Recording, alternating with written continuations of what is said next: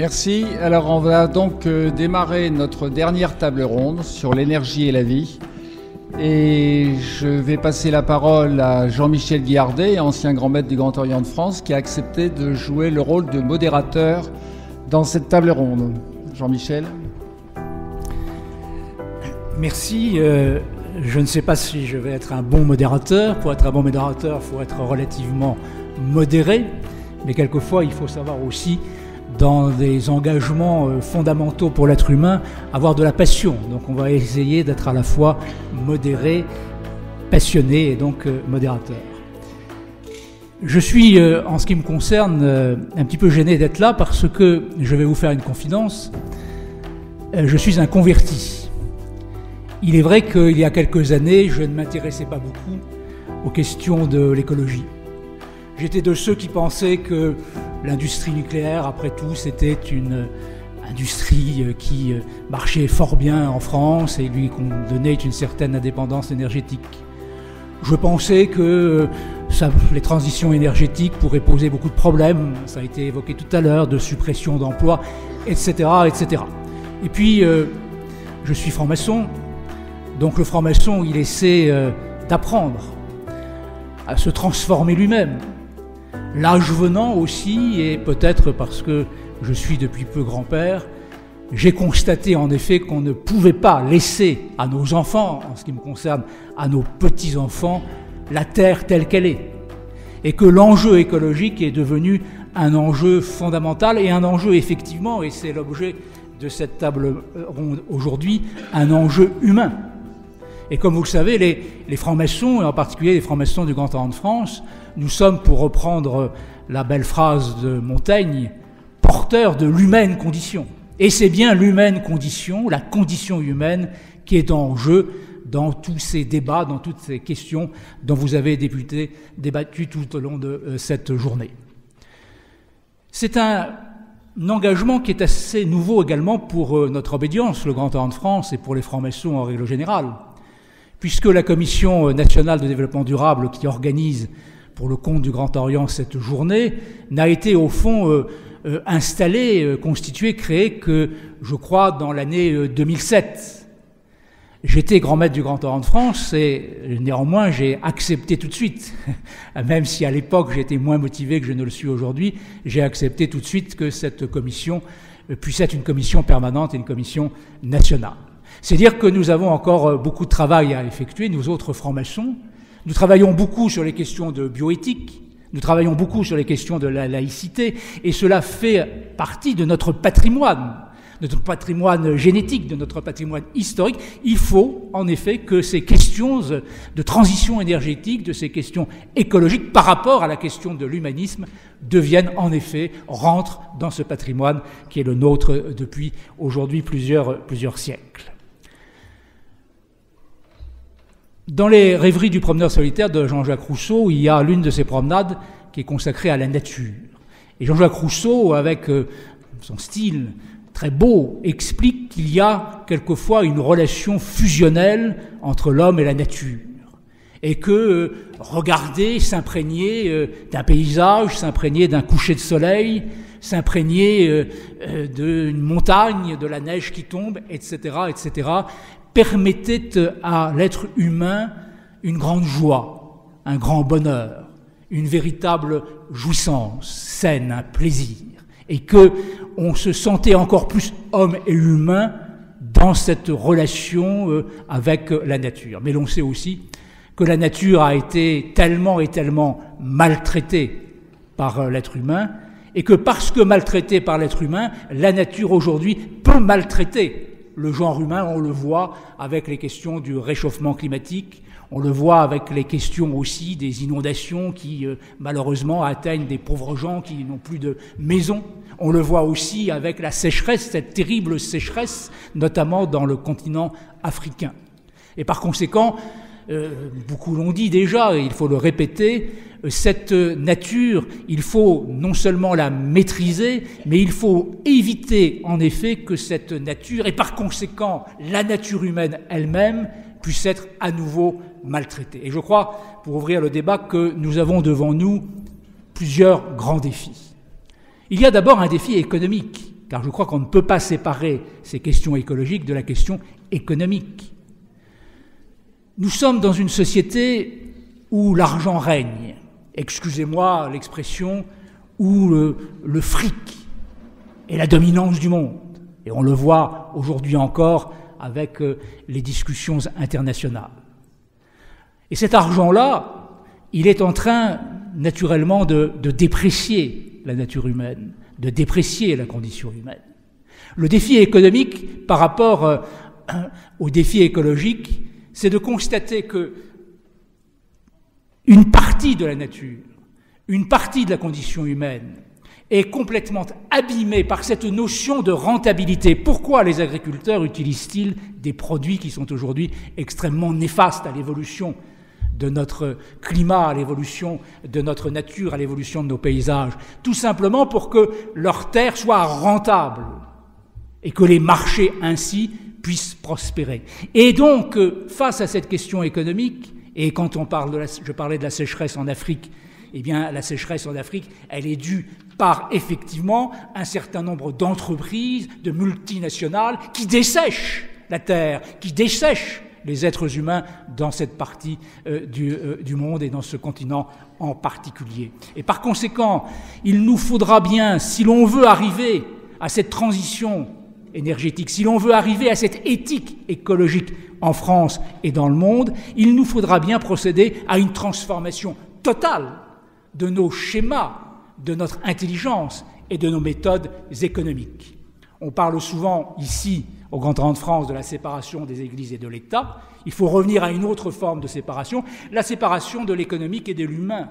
Non plus l'humain au service de l'économique, mais l'économique au service de l'humain. C'est un grand défi. Je n'ai pas de solution, je n'ai pas de réponse. Je ne suis pas pour l'égalitarisme, je suis pour la réduction des inégalités, je suis pour l'égalité. C'est l'objectif qui figure dans nos textes d'une obédience comme la nôtre pour une société plus juste, plus fraternelle, plus humaine. Mais nous ne pourrons pas avoir une société plus humaine et par conséquent une société plus écologique si nous ne nous interrogeons pas sur cette transformation économique, sur cette révolution économique. Les révolutions, ça part toujours bien, mais ça se termine souvent mal. La révolution de 1789 se termine par la dictature robespierriste et le bonapartisme. La révolution de 1848 se termine par le coup d'État de Louis-Napoléon Bonaparte, et la révolution russe commence par la révolution démocratique avec Kerensky et se termine avec le stalinisme. Alors, il ne faudrait pas en effet que notre révolution économique et écologique aboutisse à de telles extrémités. Et c'est la raison pour laquelle nous avons un deuxième défi, qui est le défi de la science. Oui, la science a été longtemps un élément fondamental du progrès. Nous avons des vies beaucoup plus autonomes par rapport à un certain nombre de fatalités. Nous avons des conditions de vie qui ne sont plus celles de nos ancêtres du XIXe siècle, grâce à la science, grâce au progrès. Mais il est vrai aussi que l'on s'aperçoit aujourd'hui que la science, que le progrès peut être mortifère, et que par conséquent, nous avons là aussi, à l'égard de la science, une éthique qui doit naturellement, comme la bioéthique, une écolo-éthique qui doit être mise en place. Et puis il y a aussi dans la science cette question qui est peut-être une crise du savoir, une crise du fait. Il y a des faits, et pour autant ces faits sont dénoncés, quelquefois même par des scientifiques. Comment se fait-il qu'il y ait encore, sur le réchauffement climatique, des professeurs éminents qui nous disent que le réchauffement climatique, ça n'existe pas, que le réchauffement climatique, c'est une vieille lune? Il y a donc un problème qui se pose au regard de la science, de revenir peut-être à la rationalité, de revenir à la réalité, de revenir aux faits et de faire très attention à toutes les idéologies qui deviennent très anti-scientifiques et par conséquent anti-humanistes. Et puis, le troisième et dernier défi, c'est évidemment, on en a parlé lors de la dernière table ronde, le défi politique. Je sais que Bernanos, je crois, disait « Je suis pessimiste de nature, mais optimiste par la volonté ». Est-ce que l'on peut être optimiste à l'égard du politique et de l'écologie aujourd'hui en Europe, en France et dans le monde? Mais s'il n'y a pas, effectivement, une véritable volonté politique de mettre en place cette transition énergétique, de mettre en place cette transition écologique, ça n'aboutira pas. Si nous ne sommes pas capables, je m'adresse aux juristes qui sont un peu nombreux autour de cette table ronde, s'il n'y a pas, au même titre que la Cour pénale internationale, une cour internationale qui pourrait sanctionner les infractions écologiques, et je rends hommage à Corinne Lepage qui a initié cette déclaration universelle des droits humains, auquel naturellement il faut adhérer et qu'il faut développer. Si nous n'avons pas cette possibilité de créer cette juridiction, de créer ces juridictions et cette volonté politique de transformation du monde, de transformation de notre société, nous n'arriverons pas à grand-chose. Mais cela inclut, et je termine là-dessus, parce que nous autres formations, nous travaillons sur nous-mêmes.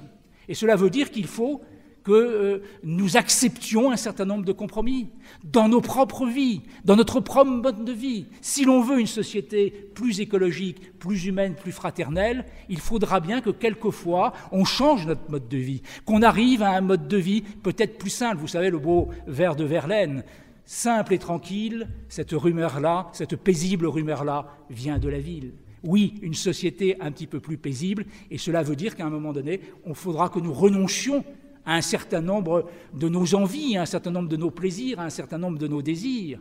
Il faudra bien que nous prenions conscience qu'on devra nous-mêmes nous imposer l'intérêt général, cet intérêt général si malmené qui doit être aujourd'hui encore proclamé. On ne peut pas vivre dans une société, vivre dans un pacte, vivre dans un contrat associatif humain s'il n'y a pas cette notion d'intérêt général. Pour terminer, une anecdote très rapide.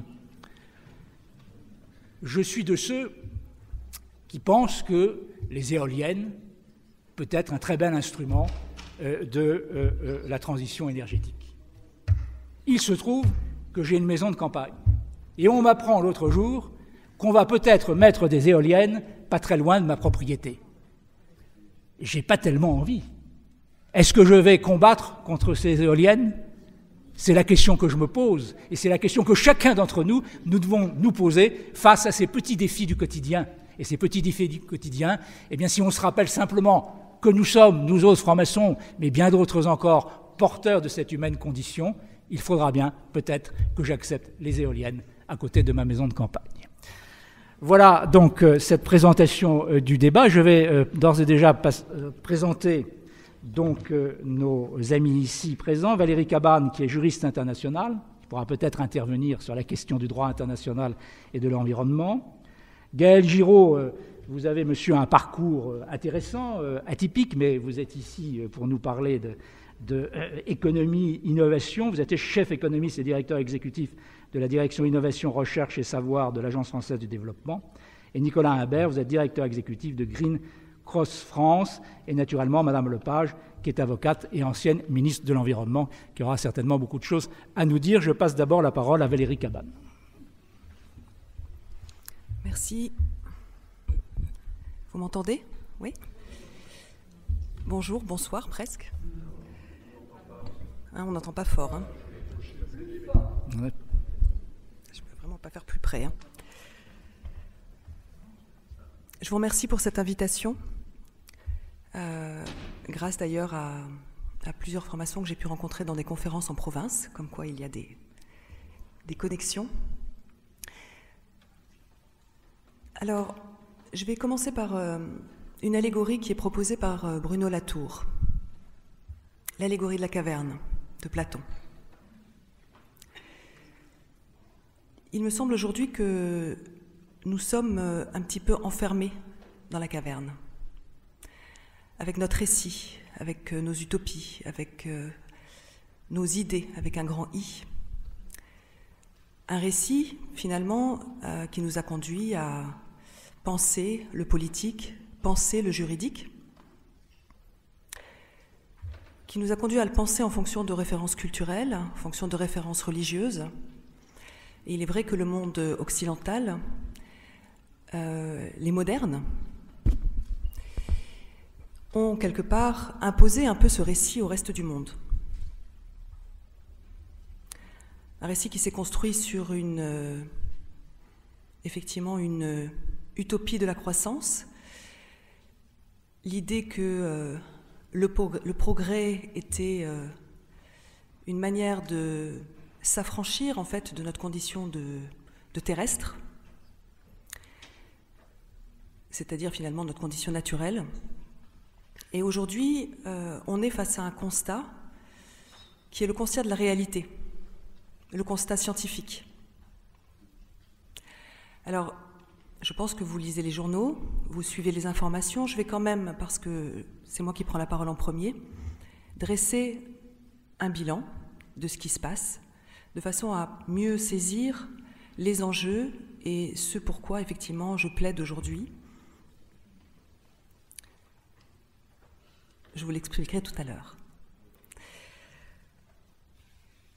Alors aujourd'hui, simplement en Europe, nous avons perdu 42% des vertébrés et des plantes. Nous avons perdu 80% de la biomasse des insectes. Je vous rappelle que les insectes sont majoritairement des pollinisateurs. Nous avons perdu 30% des oiseaux dans nos campagnes. À l'échelle du monde, nous sommes entrés officiellement dans une 6e extinction des espèces. Extinction provoquée par les activités humaines. Le dernier rapport qui vient de sortir, je crois que c'était hier ou ce matin, nous démontre qu'au vu du fait que nous ne limitons pas drastiquement nos émissions de gaz à effet de serre, parce que nous n'avons pas d'accord contraignant sur le climat, je dis bien contraignant,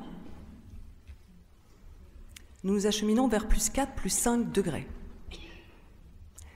Les pôles sont en train de se disloquer, le courant thermohalin, c'est-à-dire un courant qui climatise la Terre, qui part des pôles, qui circule vers le Pacifique et qui revient de manière à brasser les eaux chaudes et les eaux froides, est en train de s'arrêter.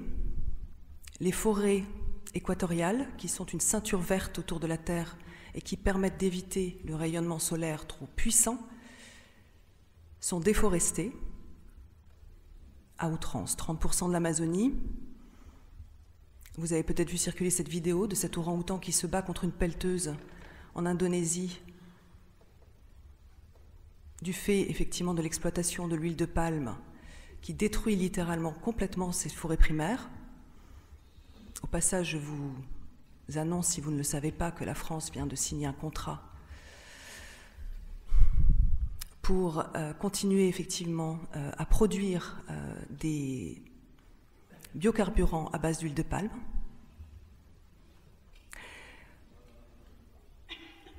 Et depuis 2009, nous savons, par une équipe de chercheurs du Stockholm Resilience Center, que nous avons un espace, l'espace terrestre, qui ne peut être sécurisé que si nous ne dépassons pas certaines limites.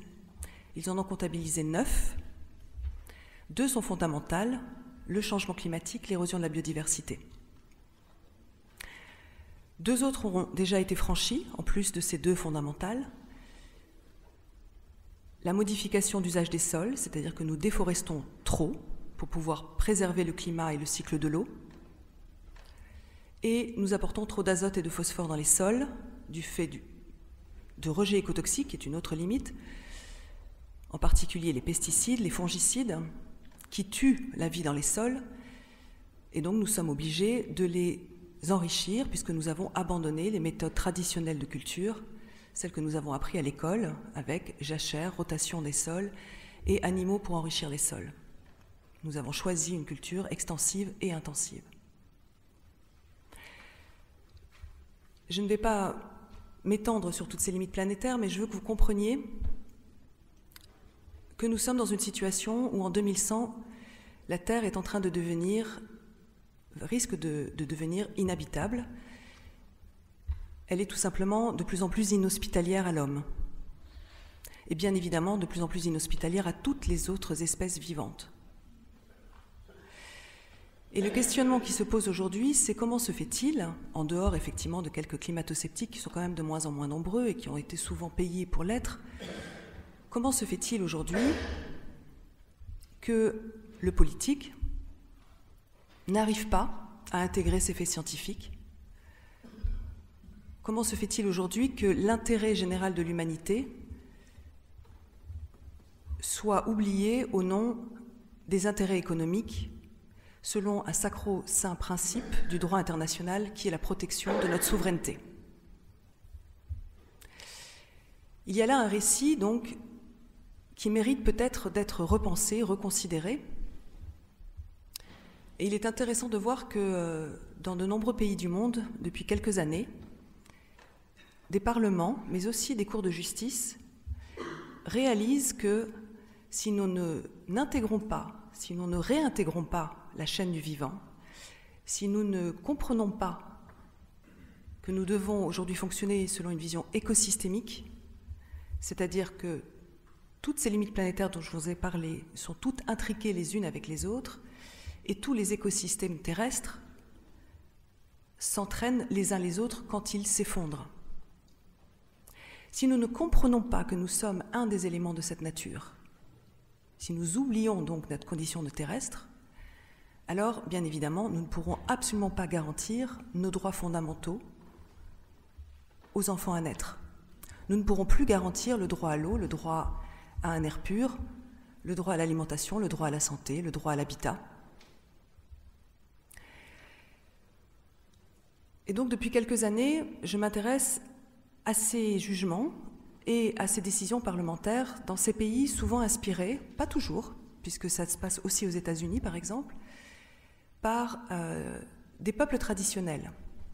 Ces peuples traditionnels ont une relation à la terre très particulière puisqu'ils ne considèrent pas que la terre leur appartient, ils considèrent qu'ils appartiennent à un territoire. Et ils ont une relation donc écosystémique avec ce territoire, c'est-à-dire qu'ils considèrent qu'ils doivent partager toutes les ressources de ce territoire avec tous les autres êtres vivants s'ils veulent pouvoir préserver leur mode de vie traditionnel et la vie des générations à venir. Alors forcément, il y a une dimension sacrée aussi dans la manière dont ils voient ce territoire. Ils voient ce territoire, ils voient la terre comme une matrice, et il s'impose des règles de vivre ensemble qui sont des règles qui se concrétisent concrètement par des modes de vie en harmonie avec le vivant. Et ces peuples ont réussi à initier dans le monde des décisions. La dernière en date, c'est en Colombie. C'est très intéressant parce qu'en Colombie, ce sont 21 jeunes qui ont saisi la Cour de justice colombienne, puis la Cour suprême, pour faire valoir leurs droits fondamentaux, en particulier leur droit à un environnement sain, en lien avec la déforestation de l'Amazonie colombienne et de ses conséquences sur le réchauffement climatique. La Cour est allée au-delà de leurs demandes. Elle a considéré qu'effectivement, nos modes de vie industriels deviennent une menace à la vie tout court. Et à partir de là, elle a décidé d'octroyer à l'Amazonie colombienne un statut juridique. Elle a décidé de regarder la forêt comme une personne, comme un sujet de droit. Dans notre droit occidental, c'est quelque chose d'extrêmement étonnant. Ne sont sujets de droit, finalement, quasiment que les humains et leurs émanations, les entreprises, ce qu'on appelle des personnalités morales. On donne la personnalité juridique à des entreprises, à des associations, mais ça nous paraît complètement surréaliste de la donner à ce qu'on appelle des objets, ou parfois des meubles, ou parfois des propriétés, mais qui sont en fait des êtres vivants et des écosystèmes vivants. Avant la Colombie, l'année dernière, il y a eu la Nouvelle-Zélande, qui a reconnu la personnalité juridique à un parc, à une rivière, à un volcan, et qui a nommé comme gardien, c'est-à-dire représentant des intérêts de ces espaces naturels, une communauté autochtone, les Maoris, qui considère dans sa culture qu'elle est descendante de ce territoire. Descendante dans le sens vraiment d'une mère à ses enfants. En Inde, ce sont des écosystèmes himalayens, le Gange, la Yamuna, 2 glaciers, toutes les jungles, toutes les prairies, dans l'état d'Uttarakhand, qui ont été reconnus des personnes et qui peuvent aujourd'hui défendre leur intérêt à exister pour elles-mêmes. C'est une décision qui a été cassée par la Cour suprême indienne parce que la Cour de justice a fait une erreur stratégique, qui est qu'elle a nommé comme représentants des communautés locales, des citoyens, des scientifiques, mais aussi quelques institutionnels, quelques politiques. Et ces politiques ont pris peur. Ces politiques sont allés voir la Cour suprême et ont dit « Mais attendez, si quelqu'un se noie dans le Gange, puisque je suis le représentant du Gange, est-ce que je peux être moi-même nommé responsable ?» Ça n'a pas empêché un autre État de l'Inde de décider aussi de reconnaître une rivière comme une personne, et l'État indien, tout simplement, de travailler sur une loi spécifique par rapport au Gange qui reconnaîtrait la personnalité juridique du Gange. Je ne vais pas vous raconter tous les cas parce que ça se passe au Brésil, ça se passe au Mexique, ça se passe dans 34 municipalités américaines qui ont reconnu les droits de la nature dans leur législation. Ça se passe en Australie, ça se passe bien évidemment en Équateur et en Bolivie, puisque ce sont les 2 premiers pays à avoir reconnu dans leur constitution, dans des lois cadres, les droits de la nature. Alors vous me direz, et Corinne est bien placée puisqu'elle est assise à côté de moi, pourquoi ne pas simplement reconnaître ce qu'on appelle le préjudice écologique? C'est-à-dire pourquoi ne pas reconnaître le dommage subi par un écosystème en dehors de ses liens avec les humains, sans avoir besoin de nommer des victimes directes humaines? Pourquoi n'est-ce pas suffisant? Mon avis, c'est que ce n'est pas suffisant parce que le préjudice écologique, par définition, il ne peut être finalement proposé qu'après la catastrophe. L'intérêt de reconnaître des droits à la nature ou des droits à des éléments naturels, c'est une visée préventive. C'est comme cela d'ailleurs que les communautés, les villes américaines qui ont reconnu ces droits-là ont pu se défendre contre des projets industriels de type fracturation hydraulique, parce qu'elles ne pouvaient pas démontrer là, maintenant, les impacts que ça allait avoir sur leur santé, mais elles pouvaient démontrer les impacts que ça avait sur les écosystèmes. Parce qu'il y a 2 écueils dans notre droit. Un, c'est que les générations futures ne sont pas sujets de droit, et que donc les victimes, par exemple, de l'agent orange au Vietnam, qui naissent mal formés aujourd'hui, ne peuvent pas saisir la justice pour revendiquer leurs droits face à l'armée américaine. Et 2, parce que quand on veut stopper un projet industriel qui a un impact direct sur des écosystèmes sans pouvoir démontrer une violation du droit international ou des droits de l'homme, alors on ne peut pas aujourd'hui poser des mesures conservatoires sur ces projets. Je vais terminer simplement sur une autre proposition que je tente de faire émerger. Cette proposition, comme la précédente, vise finalement, à travers mes conférences, bien évidemment à mener un plaidoyer auprès des États pour qu'ils s'emparent de ces idées-là. C'est ce que nous avons fait depuis décembre, par exemple, pour la Constitution française, en demandant au président Emmanuel Macron de reconnaître qu'il était nécessaire de changer l'article 1 de la Constitution et d'y inscrire les limites planétaires. C'est une proposition que nous avons fait conjointement avec l'association Notre Affaire à tous et la Fondation pour la Nature et l'Homme. Et puis, bien évidemment, d'y inscrire la protection du climat et de la biodiversité. Mais c'est aussi pour faire émerger cette prise de conscience que nous avons aujourd'hui besoin d'un cadre protecteur des écosystèmes terrestres, et s'il le faut, d'un cadre contraignant pour les atteintes les plus graves à l'écosystème Terre, c'est-à-dire les atteintes qui menacent l'habitabilité de la Terre, les atteintes qui nous font franchir ces fameuses limites planétaires. L'idée étant donc de proposer que la Cour pénale internationale puisse reconnaître aujourd'hui un nouveau crime international, aux côtés du crime de génocide, aux côtés du crime contre l'humanité, du crime de guerre et du crime d'agression, qui soit le crime d'écocide, parce que, je le répète, nous ne pouvons espérer aujourd'hui retrouver notre humanité commune, nous ne pouvons espérer, face à 1,4 milliard de réfugiés climatiques annoncés dans 30 ans, 2 milliards en 2100 suite à la montée des eaux, nous ne pouvons espérer aujourd'hui garantir la paix, et le droit international nous démontre qu'il n'est plus en capacité aujourd'hui de garantir la paix et la sécurité humaine. Voilà, je vous remercie.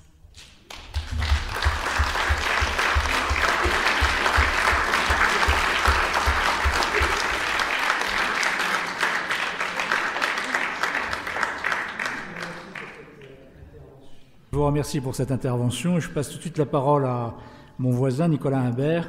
Vous dirigez une organisation internationale de défense de l'environnement fondée, je crois, par M. Gorbatchev. Vous avez la parole. Bonjour à toutes et à tous. Et effectivement, il me revient d'apporter mon propos à cette question sur l'approche globale autour de l'énergie et de la vie. Et comme vous l'avez dit, c'est le propos d'une ONG Green Cross qui a été créée en 1993 suite à ce que Mikhaïl Gorbatchev en 1992 ait la difficile mission d'animer la première conférence de Rio sur ce qu'on n'appelait pas encore la lutte contre le dérèglement climatique. Et il s'est aperçu au moment de cette animation de plusieurs choses. La première chose, c'est qu'au final, la raison pour laquelle nous étions là, et nous sommes toujours là dans des conférences et dans des débats, c'est finalement très égoïste, c'est notre capacité à vivre en paix aujourd'hui et demain dans de bonnes conditions, et à se dire qu'on doit être capable, par une meilleure gestion de la planète, de bien gérer sereinement notre maison commune pour y vivre aujourd'hui et demain. Et étymologiquement, c'est de là que vient effectivement le terme écologie, la gestion de la maison commune, et on est en plein dans cette approche humaniste. Ensuite, un autre point qui est une valeur fondamentale pour notre association et qu'au-delà de ça, j'ai envie de partager avec vous, c'est cette question de se dire, on a tous besoin de passer de la vulnérabilité à la résilience. Aujourd'hui, le constat qu'on formule et dans nos sociétés occidentales et dans les îles et auprès des peuples premiers ou des peuples de droit coutumier, c'est ce même constat que je détaillerai un petit peu plus tard. Il faut passer de la vulnérabilité à la résilience et pour ceci, nous avons les clés pour agir, nous savons ce qu'il convient de faire. On voit encore certains climato-sceptiques, mais plutôt dans les musées, et c'est moins de 0,7% de la population des scientifiques selon le dernier recensement. On les entend peut-être proportionnellement un petit peu plus, mais les gens qui sont porteurs de solutions, qui ont ces pistes et qui sont en train de bouger et de s'activer sur les territoires sont extrêmement nombreux, ils sont motivés, ils sont en train d'agir, et c'est une action qui est concrète. Et d'ailleurs, il y a 2-3 événements et 2-3 éléments qui peut-être nous éloignent de cette action. C'est-à-dire que plus on est en train de regarder dans le rétroviseur et de regarder ce qui s'est passé dans le passé, moins on est en train d'agir face à une urgence qui est plus que jamais nécessaire. Et personnellement, j'aime beaucoup le terme de rédemption en français, quand il s'agit de monter des redemption funds et donc d'avoir des fonds qui utilisent l'argent disponible aujourd'hui, qui sont des fonds d'investissement qui permettent de préparer le futur. Par contre, je préfère à la culture de la rédemption qu'on mette en place une culture de la co-construction et de l'action. Et là-dessus, on a un sentiment d'urgence sur la lutte contre le dérèglement climatique qui est partagé, mais pas dans la même forme, entre les décideurs et ceux qui sont en train d'agir sur le territoire. Il n'y a pas très très longtemps, j'étais à un forum des décideurs de la planète qui se réunissent assez souvent dans plein d'endroits. Là, c'était à Vienne et c'était le 15 mai et j'ai entendu 2 interventions. Une intervention d'Arnold Schwarzenegger, certains d'entre vous le connaissent comme acteur, d'autres le connaissent comme ancien gouverneur de la Californie, d'autres le connaissent parce qu'il est très investi dans l'action des gouvernements locaux pour lutter contre le dérèglement climatique, qui disait « Moi, en fait, je suis rentré très tardivement à l'écologie et je suis un converti, peut-être de la même nature, peut-être d'une nature différente de la conversion que vous citiez tout à l'heure, Monsieur Brancard. Et j'y suis rentré parce que dans le culturisme, soit on pouvait prendre des pilules, soit on pouvait s'alimenter sainement. Il a choisi la méthode de s'alimenter sainement. Et aujourd'hui, quand on regarde les urgences exprimées à hauteur de citoyens, la qualité de l'alimentation, le fait d'avoir dans nos villes un air qui soit respirable est une urgence du quotidien. Quand on regarde effectivement du point de vue des politiques, on parle réduction de l'empreinte carbone, on parle lutte contre le dérèglement climatique, et sur les territoires, les outils qui nous permettent d'apporter des solutions à notre santé environnementale, à la lutte pour une meilleure qualité de l'air et à la lutte contre le dérèglement climatique sont exactement les mêmes. Simplement, si on a une cible qui a une cible qui est de lutter contre le dérèglement climatique en enjeu macro et par rapport au carbone, bon, on a le temps, on va faire des trucs en 5 ans, on va faire des trucs à 50 ans.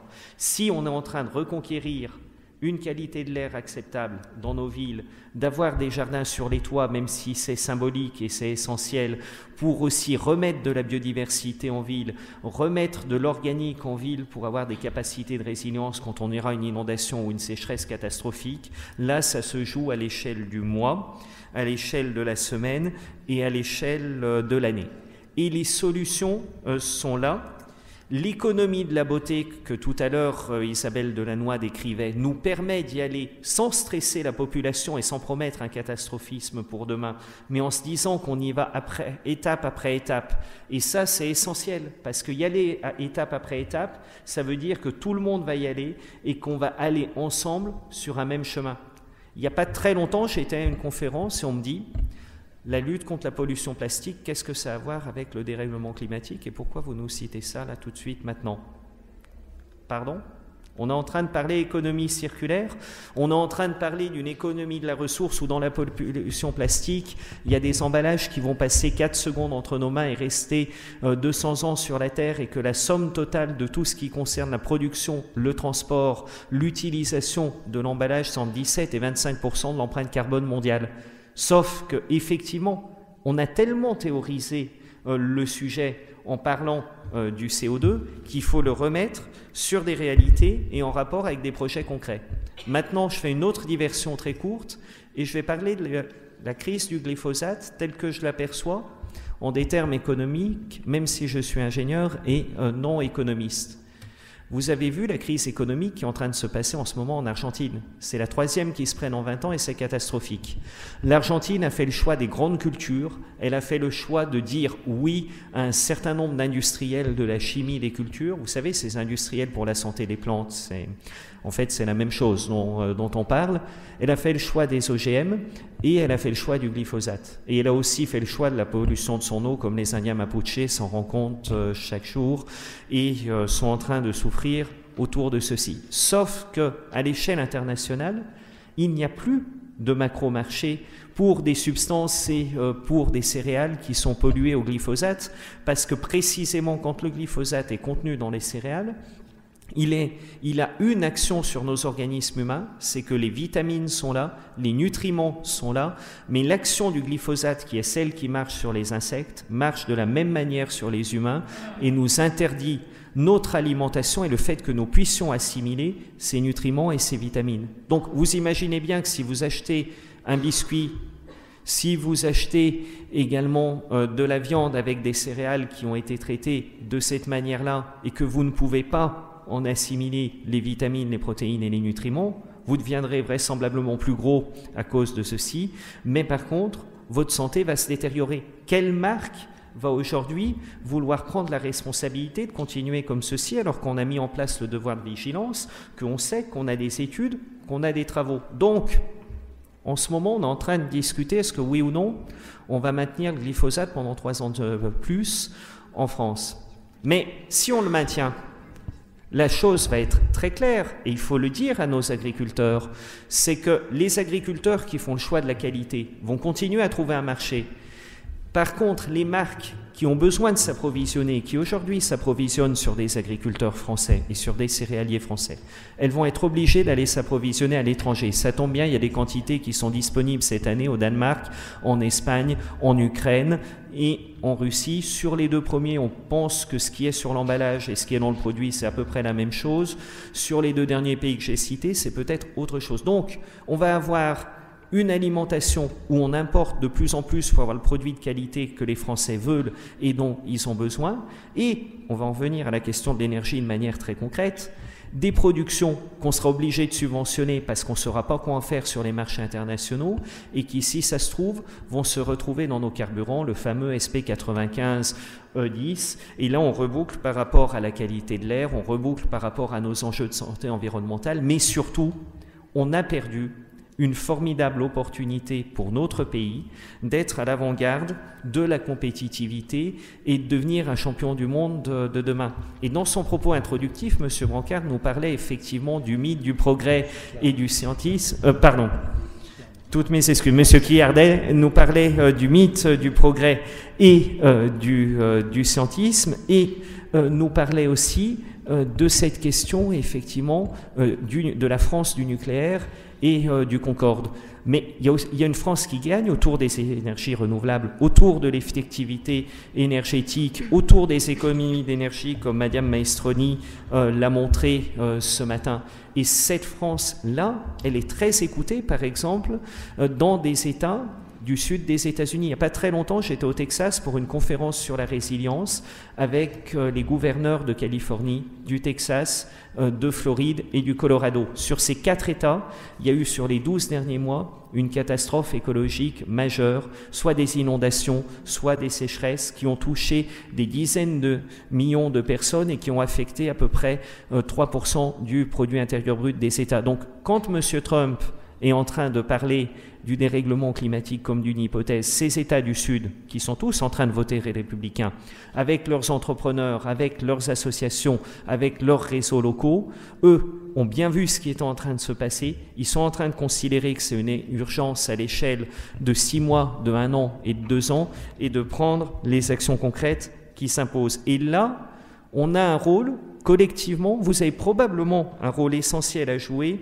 autour de la structuration, de la coopération et du fait de passer de la compétition à la co-construction. Et c'est là où, collectivement, il faut qu'on arrive à faire ce changement de logiciel, ce changement d'état d'esprit, à se redire effectivement, les éoliennes, c'est une nouvelle manière et c'est une nouvelle intégration dans le paysage. Personnellement, moi je suis très rassuré si à moins de 4 km, j'ai un bouquet de solutions énergétiques déconcentrées, diversifiées, démocratiques, décarbonées, et que je les vois. Et peut-être que même comme nos voisins allemands ou comme nos voisins britanniques, j'en suis copropriétaire parce que quelque part, c'est une manière de construire mon indépendance énergétique, de faire en sorte que mes déchets alimentaires ultimes se transforment en biomasse, aillent dans le champ de voisins de la même manière qu'ils m'apporteront du gaz complément à l'électricité pour me chauffer, pour mes déplacements, etc.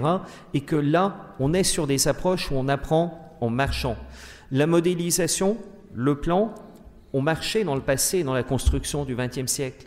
Aujourd'hui, on arrive à être dans l'impulsion, dans la découverte, dans le fait de fertiliser les innovations et d'en faire un tout qui soit cohérent et construit. Et c'est toute cette difficulté aussi des approches résilientes, c'est d'arriver à avoir un cap, avoir une direction et savoir comment se comporter dans un monde et dans un réseau d'acteurs qui est polymorphe. Les outils, et je vais en terminer sur ce sujet, on a des outils aujourd'hui qui nous permettent de faire en sorte qu'on puisse gagner de l'argent en faisant le bien. C'est en train d'arriver avec les crypto-monnaies, c'est en train d'arriver avec la blockchain. J'ajoute un seul bémol à ceci, c'est que tous ces outils ont été créés dans un contexte idéologique qui était hostile à l'État, hostile à la redistribution. Donc ça veut dire que si on pense que la fraternité, ça passe par des États forts, ça passe par des collectivités locales fortes et qui rendent des services aux citoyens, il faut remettre en place les mécanismes financiers redistributifs en regard de ceci. Ensuite, effectivement, dans les défis, il faut une volonté d'agir, mais la volonté d'agir aujourd'hui, de la même manière qu'on co-construit sur le terrain, les citoyens sont capables de s'emparer tout autant avec leur consommation, leur bulletin de vote et leur mode d'action que de revendiquer vis-à-vis des politiques. Donc, demander, exiger aux politiques, c'est plus que jamais nécessaire, mais déjà sur le paysage constitutionnel tel qu'il est aujourd'hui, avec les outils d'aujourd'hui, on peut avancer sans modification structurelle majeure. Le dernier point sur lequel je vais insister, et je sais que d'autres autour de cette table le feront plus et mieux que moi, c'est que si on n'a pas un socle qui nous dit pourquoi on est là et quel collectif on se construit autour de ceci, c'est très compliqué. Heureusement, avec un outil de droit de nouvelle génération comme la Déclaration des droits et devoirs de l'humanité, il existe un texte structuré et structurant qui permet de régir avec le même texte compréhensible de chaque citoyenne et de chaque citoyen sur la planète, des relations entre États, des relations entre entreprises et États, au niveau des collectivités locales et au niveau de l'hygiène de vie quotidienne des gens. C'est un mouvement qui ne vit que parce qu'on se l'approprie, qu'on le revendique, qu'on reconnaît le texte et qu'on le met en place et qui finalement nous renvoie à quelque chose qui est l'interpellation de Rio en 92 que nous faisait Seven Suzuki, une petite enfant de 12 ans qui est venue devant les chefs d'État en nous disant « Nous sommes, vous êtes ce que collectivement nous sommes en train de faire ».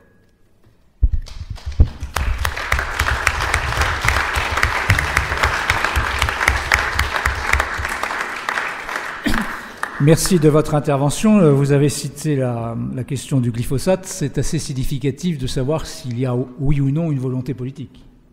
Monsieur Giraud, vous êtes l'un des responsables de l'Agence française de développement. Vous avez la parole. Je voudrais diviser mon propos en deux parties, en 2 points, et commencer peut-être, puisque je n'ai pas besoin de diapo pour ça, par rebondir un tout petit peu sur ce qui a déjà été dit. Pour dire au fond, la question a été posée par à la fois M. Guiardet et Valérie, pourquoi est-ce que nous tardons tant ? Il me semble que les racines sont très profondes. Du côté de la tradition franc-maçonne, je crois qu'un auteur comme Philippe Descola est très important pour nous.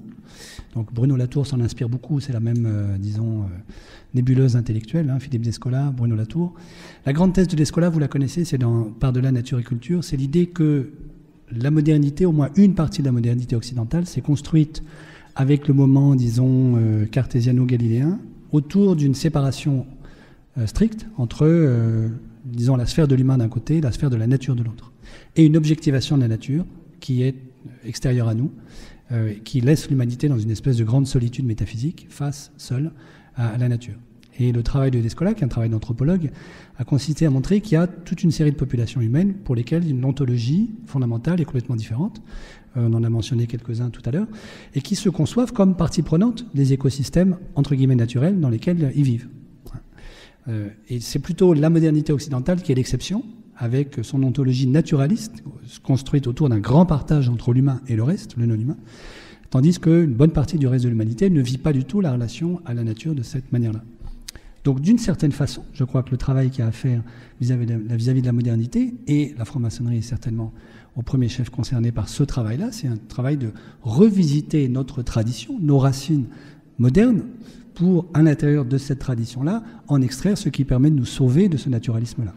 Donc il y a un vrai travail de réinterprétation de notre propre tradition à faire, pour essayer de comprendre en quoi nous ne sommes pas condamnés à ce naturalisme-là, tout en pouvant rester modernes, tels que nous souhaitons l'être aujourd'hui, et notamment attachés à l'aspiration démocratique.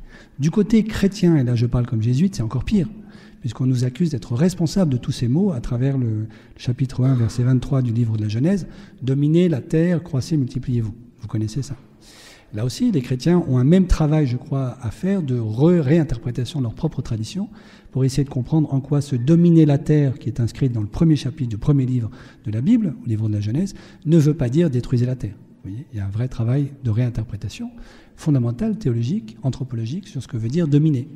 Une des réponses pouvant être, je vais très très vite, et ce n'est pas le sujet aujourd'hui, ce qu'on entend au psaume 109, psaume de David, dans la grande tradition juive, qui est domine jusqu'au cœur de l'ennemi. Vous voyez bien que ça ne veut pas dire extermine l'ennemi, ça veut dire aide l'ennemi à se convertir, puisqu'on parle de conversion depuis tout à l'heure. Alors est-ce que ça veut dire s'aider nous-mêmes à nous convertir dans notre relation avec la nature? Peut-être que c'est ça le secret de la domination dont il est question dans la Genèse. Voilà, j'en arrive au slide que je voulais vous montrer. 2 parties. La première, c'est sur le mythe de la croissance verte. Je ne crois pas qu'on puisse avancer sur nos sujets si on ne se déprend pas de l'illusion que la croissance est compatible, la croissance du PIB est compatible avec le respect des frontières de la planète, des limites de la planète. Et je dis ça comme économiste, et comme économiste en chef de l'AFD.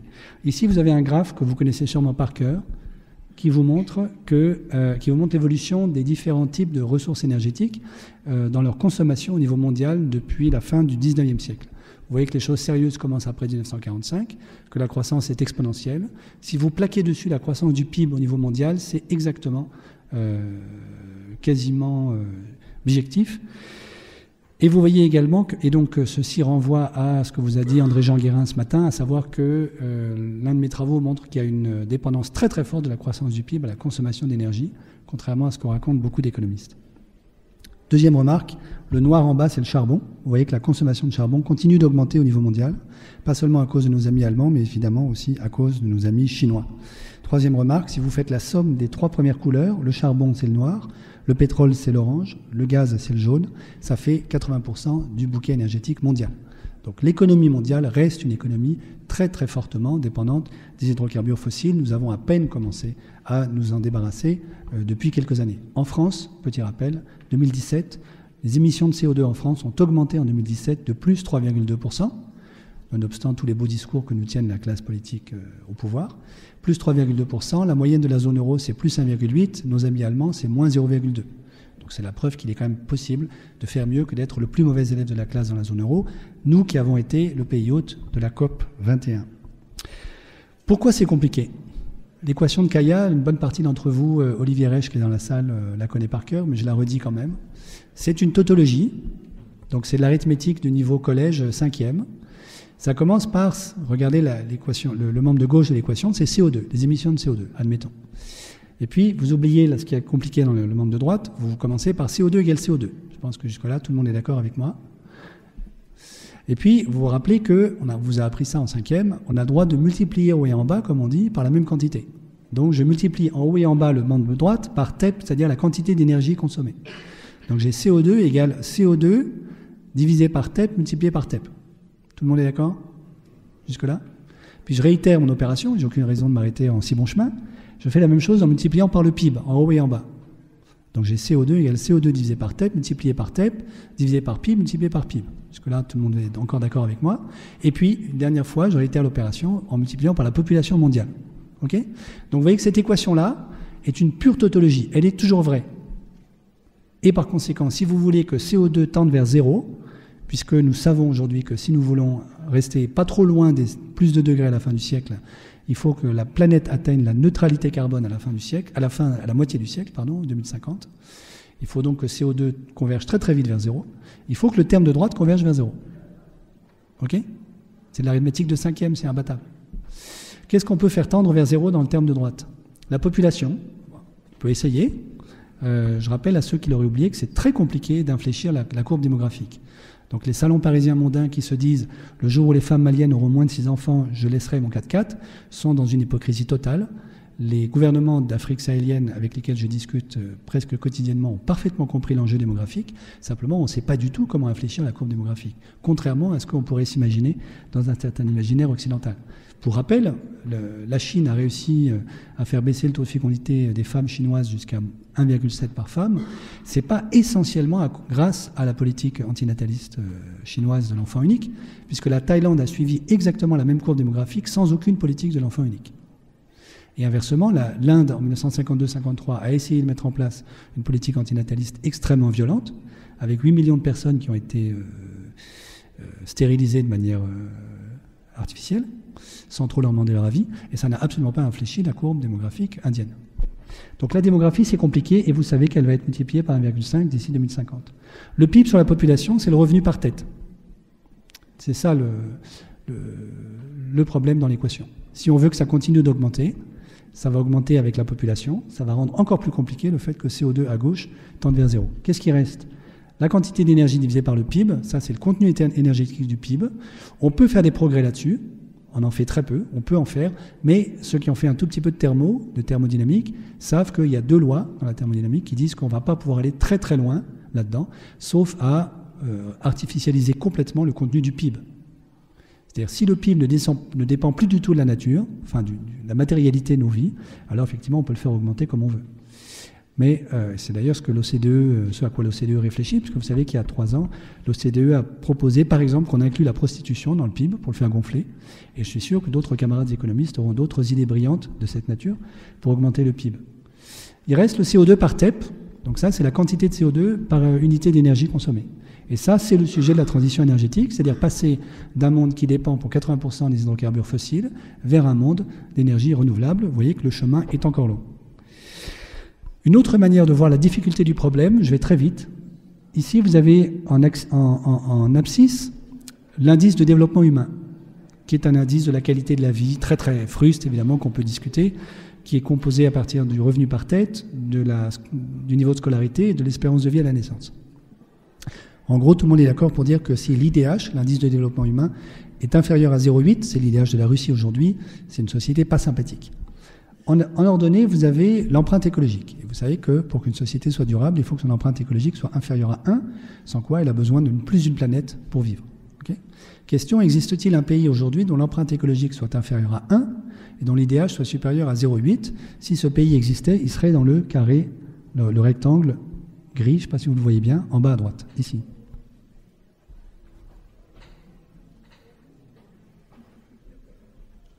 Donc vous avez repéré que ce rectangle est vide. Hein. Et donc la question pour nous tous, c'est d'arriver à converger dans ce rectangle. L'intérêt de ce graphe, c'est que vous voyez que la plupart des pays du Sud sont en bas à gauche. Donc ils ont un IDH faible, une empreinte écologique faible. La plupart des pays du Nord, France comprise, sont en haut à droite. Ils ont une empreinte écologique forte et un IDH fort. Et la question, c'est que tout le monde doit faire des efforts. C'est un enjeu pour tout le monde. Et ma position, à cause de l'équation de Kaya, c'est que ceci n'est possible que si les pays du Nord acceptent de renoncer à la croissance du PIB. Sinon, je ne vois pas du tout comment on résout cette équation qui est ici.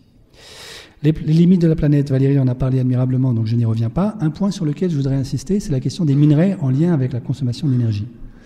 Ça, c'est tiré d'un travail que j'ai fait avec un géophysicien, Olivier Vidal. Vous regardez la cartouche bas gauche, vous avez les courbes d'extraction de cuivre, de zinc et d'aluminium sur la planète depuis 1900. Vous voyez que la courbe est exponentielle, exactement comme la courbe de consommation d'énergie. Et la question que nous posent les géophysiciens aujourd'hui, c'est est-ce que vous croyez vraiment que ces courbes vont pouvoir continuer d'exploser de manière exponentielle dans les décennies qui viennent? Sachant que tous ces minerais sont évidemment disponibles en quantité finie sur cette planète. Ils ne sont pas renouvelables. Donc l'un des minerais pour lesquels c'est le plus critique, c'est le cuivre. Les simulations qu'on a faites avec Olivier montrent que, quel que soit le scénario sur lequel on s'appuie, nous devrions atteindre le pic d'extraction du cuivre avant 2060.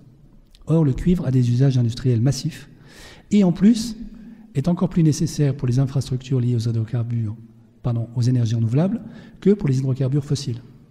Nous avons besoin de plus de cuivre pour faire la transition énergétique que pour vivre dans un monde d'hydrocarbures fossiles. Donc les géophysiciens nous disent dès aujourd'hui, chers amis, faites attention à l'usage que vous faites du cuivre. Évidemment, le recyclage est un enjeu majeur dans cette question et je n'ai pas tellement entendu parler, au moins notre président, de recyclage du cuivre en France.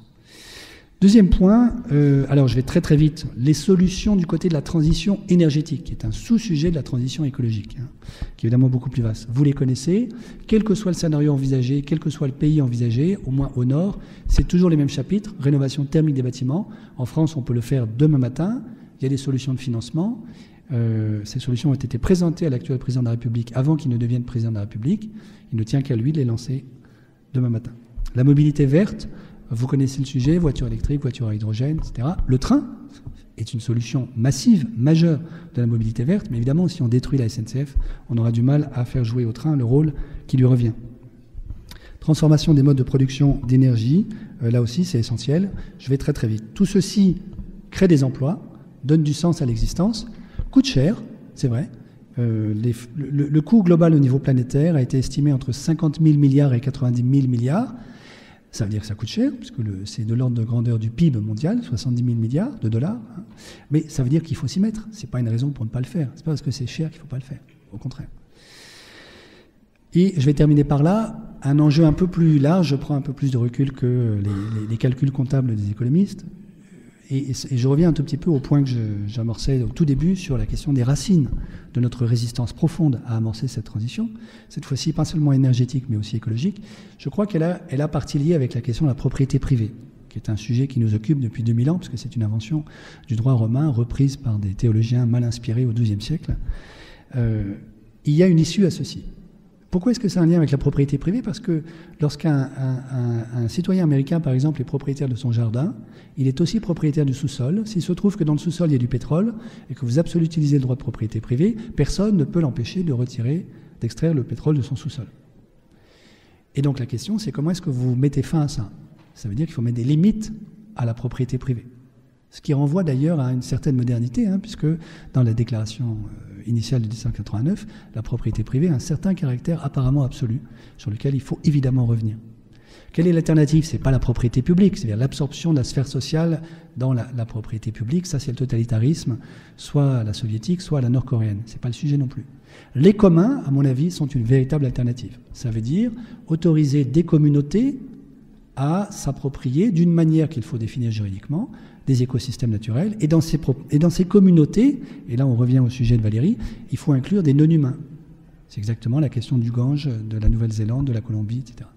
Et on revient aussi à la question de Descola, c'est-à-dire comment est-ce qu'on on autorise des communautés humaines qui se vivent elles-mêmes dans une ontologie non naturaliste, donc comme partie prenante des écosystèmes dont elles sont héritières, de porter, d'être les défenseurs, les gardiens de l'écosystème naturel comme sujet de droit dans un monde où notre tradition ne nous invite pas du tout à le faire.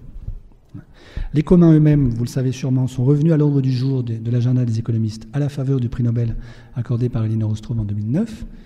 C'est une manière de dire qu'il y a une communauté qui s'approprie une ressource et qui se donne des droits différenciés d'accès à la ressource pour aller très très vite. Je crois que, j'ai pas le temps de donner tous les détails ici, je crois que ça nous envoie vers une question majeure que j'aimerais poser à Valérie et à Corinne, qui est la question du pluralisme juridique. Et je vais m'arrêter là. Notre tradition occidentale, depuis 2 siècles maintenant, 3 peut-être, est construite sur l'idée d'un monologisme juridique dont l'État est la seule source légitime. Bon, l'origine de ceci, malheureusement, c'est l'Église et la révolution grégorienne en 1070, qui invente pour la première fois le droit canon et l'idée que l'Église serait la source unique de la normativité juridique. Et comme tous nos codes civils et tous nos droits civils sont calqués sur le droit canon, que ça nous fasse plaisir ou non, malheureusement, l'État moderne a copié sur l'Église cette idée terrible d'un monologisme juridique et donc d'une source normative unique du droit. Tout en vivant dans une schizophrénie totale, puisque, y compris dans l'Église, mais aussi en France, jusqu'à très récemment, il y avait une pluralité de sources du droit. Il y a quelques historiens, heureusement, qui montrent ça. La loi Le Chapelier n'a pas tout cassé et n'a pas complètement absolutisé le droit de propriété privée. Les communs, à mon avis, nous renvoient vers ce défi juridique, philosophique, anthropologique majeur, qui consiste à autoriser des communautés locales, constituées d'humains et de non-humains, à être une source complémentaire du droit, en plus de l'État. Ce qui ne veut pas dire qu'il faille détruire l'État, et je rejoins tout à fait ce que disait M. Guillardet au tout début, il faut un État fort capable de faire la redistribution, mais ce qui veut dire que la fonction de l'État doit être de rendre possible, d'aménager les conditions de possibilité d'émergence des communs, et donc d'un pluralisme juridique. Voilà, merci beaucoup.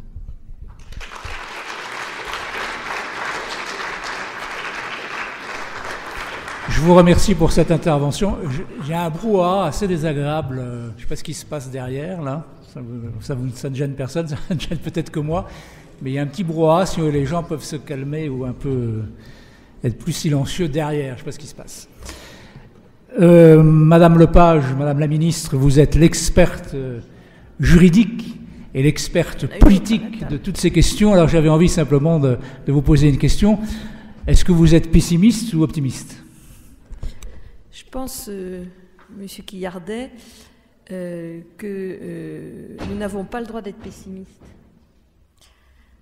Parce que la responsabilité qui est la nôtre, et c'est autour de ce thème que je vais un peu orienter mon propos, ne nous permet pas de l'être. Je voudrais dire tout d'abord que je trouve extrêmement important que les obédiences s'intéressent, comme vous le faites aujourd'hui, à ces sujets. Ça me paraît extrêmement important parce que ces sujets de l'énergie, puisque vous aviez centré autour de l'énergie, mais au-delà, ne sont pas des sujets de techniciens, ce ne sont pas des sujets d'ingénieurs, ce ne sont pas des sujets de spécialistes, ce sont nos sujets. Il y a une très belle association à laquelle participe Valérie qui s'appelle Notre Affaire à tous. Ce sujet-là, c'est notre affaire à tous. Et donc, des corps intermédiaires comme les vôtres, avec les traditions et les valeurs qui s'attachent à ces corps intermédiaires, mettent le sujet sur la table et considèrent que c'est leur affaire, c'est excessivement important. Parce que la bataille, elle ne pourra être gagnée que si nous nous y mettons tous. Si nous continuons à accepter que ces sujets soient confisqués, parce que c'est bien de ça dont il s'agit, par un certain nombre de spécialistes qui peuvent être des gens extrêmement calés. Hein, la question de la compétence n'est pas le sujet. Nous allons continuer à perdre des années hyper précieuses. Je vous écoutais, Monsieur Guillardet, dans votre propos introductif en disant que vous étiez un converti. Je me disais, quelle chance. Et puis, quelque part, au fond de moi, je me disais, quel malheur que ça ne soit pas passé il y a 25 ou 30 ans. Parce que, non, mais ça ne vous incrimine pas, vous, personnellement, mais de manière générale. Parce que des gens comme nous, comme Christian et Nicolas, et beaucoup plus jeunes, et M. Giraud aussi, qui, il y a 25-30 ans, abordaient ces sujets, on était des catastrophistes, on était des enquiquineurs, on était des gens qui étions contre le progrès, contre la croissance, contre tout, on n'était jamais content de rien, et c'était absolument insupportable. Alors, probablement, on n'a pas été bon. Je veux dire que chacun doit faire son autocritique. On n'a pas été assez convaincant, on n'a pas su bien expliquer, tout ça c'est vrai. Mais il faut voir aussi que nous baignons dans un univers de déni dont nous sortons mal. Parce que vous disiez à propos des climato-sceptiques qu'ils étaient plus que 0,7% de scientifiques, je ne sais pas, c'est toi Nicolas, je crois qu'elle dit ça. C'est une bonne nouvelle, mais il n'y a pas que le climat sur Terre, il y a la question de la biodiversité. Il y a un sujet dont on n'a pratiquement pas parlé, Nicolas, un peu avec le glyphosate, qui est la question de la santé humaine. Vous parliez de la démographie, Nicolas me disait en aparté, mais je le dis tout haut, les perturbateurs endocriniens sont en train de se charger de la question. Oui, et donc on essaie de compenser avec la PMA, la GPA et je ne sais quoi, qui est un autre sujet. Mais pourquoi est-ce qu'on se pose toutes ces questions? Parce que 15% de nos jeunes couples n'arrivent plus à avoir d'enfants. Et que lorsque, dans ma génération, on mettait 2 mois à mettre un bébé en route, aujourd'hui on met 2 ans pour les couples chez lesquels ça marche. Donc il y a un problème, il y a un sujet. Et on voit bien que tout cela arrive à quelque chose de totalement mortifère. Pas pour la planète. On parle beaucoup de « on va défendre la planète ». Pardonnez-moi, la planète, elle s'en fout. Elle a vécu sans nous, elle vivra sans nous. Ce n'est pas le problème de la planète, c'est le problème des espèces vivantes dont nous sommes partis. Mais pas le problème de la planète. Et Valérie plaide avec cœur et passion pour l'écocide, ce que je défends également à ses côtés, mais je dirais qu'à côté de l'écocide, il y a une affaire d'humanicide. C'est-à-dire que derrière tout cela, c'est l'humain qui est en cause. On dit que certains ont peur que notre monde soit inhabitable. Je suis comme vous, Monsieur Quillardet, je suis une grand-mère de plus longtemps. C'est une question que je me pose sans arrêt en voyant mes petits-enfants qui sont adolescents maintenant, en me disant, mais bonté divine, qu'est-ce que je leur laisse? Voilà, et donc c'est pour ça que je répondrai à votre question en vous disant qu'on n'a pas le droit d'être pessimiste. On n'a qu'un droit, c'est celui d'assumer nos responsabilités. Nous sommes, mesdames et messieurs, une génération particulière dans l'histoire. Toutes les générations ont eu des problèmes. Celles qui nous ont précédés, en Europe occidentale au moins, et même ailleurs pour la Deuxième Guerre mondiale, ont assumé des choses épouvantables. Et il y a eu des guerres tout au long de l'histoire n'est faite que de cela. Mais aujourd'hui, c'est d'autre chose dont il s'agit. La menace qui pèse sur nous, c'est une menace de disparition de notre espèce. Et nous sommes probablement la dernière génération qui peut l'empêcher. Parce que plus on perd de temps, plus ce sera douloureux, plus ce sera cher, et plus on perdra des gens. C'est ça le sujet. Alors, la bonne nouvelle, parce qu'il faut des bonnes nouvelles, la bonne nouvelle, c'est qu'on a des solutions pratiques. Nicolas en a parlé. Simplement, on a un petit peu de mal à voir qu'elles se mettent en route. Et on continue dans un déni sympathique, plutôt antipathique, à dire que oui, bien sûr, il faut sortir de tout cela, mais enfin, on continue à balancer plusieurs dizaines de milliards par an en France et plusieurs centaines de milliards dans le monde pour subventionner les industries fossiles. Donc, on dit un truc d'un côté, on fait exactement le contraire de l'autre. Quand même revenir à quelques réalités. En France, nous parlons beaucoup de la transition énergétique. Je suis au regret de vous dire qu'on ne la fait pas. C'est pas vrai. C'est pas vrai. Nous sommes à 17 ou 18% d'énergie renouvelable dans notre mix énergétique. Quand j'étais ministre il y a 22 ans, on était déjà à 15%. 3% en 20 ans. Arrêtez. Les Allemands sont passés de 5 à 35 en 10 ans. Pourquoi on ne veut pas? Parce qu'on ne veut pas, parce qu'on a une organisation autour d'une énergie qui est nucléaire et centralisée, alors que la transition énergétique exige une énergie décentralisée et qui sort donc du nucléaire, c'est tout. Et comme on ne veut pas sortir du nucléaire, on en sortira quand même parce qu'on ne va plus avoir l'argent pour. Donc la question va être un jour réglée.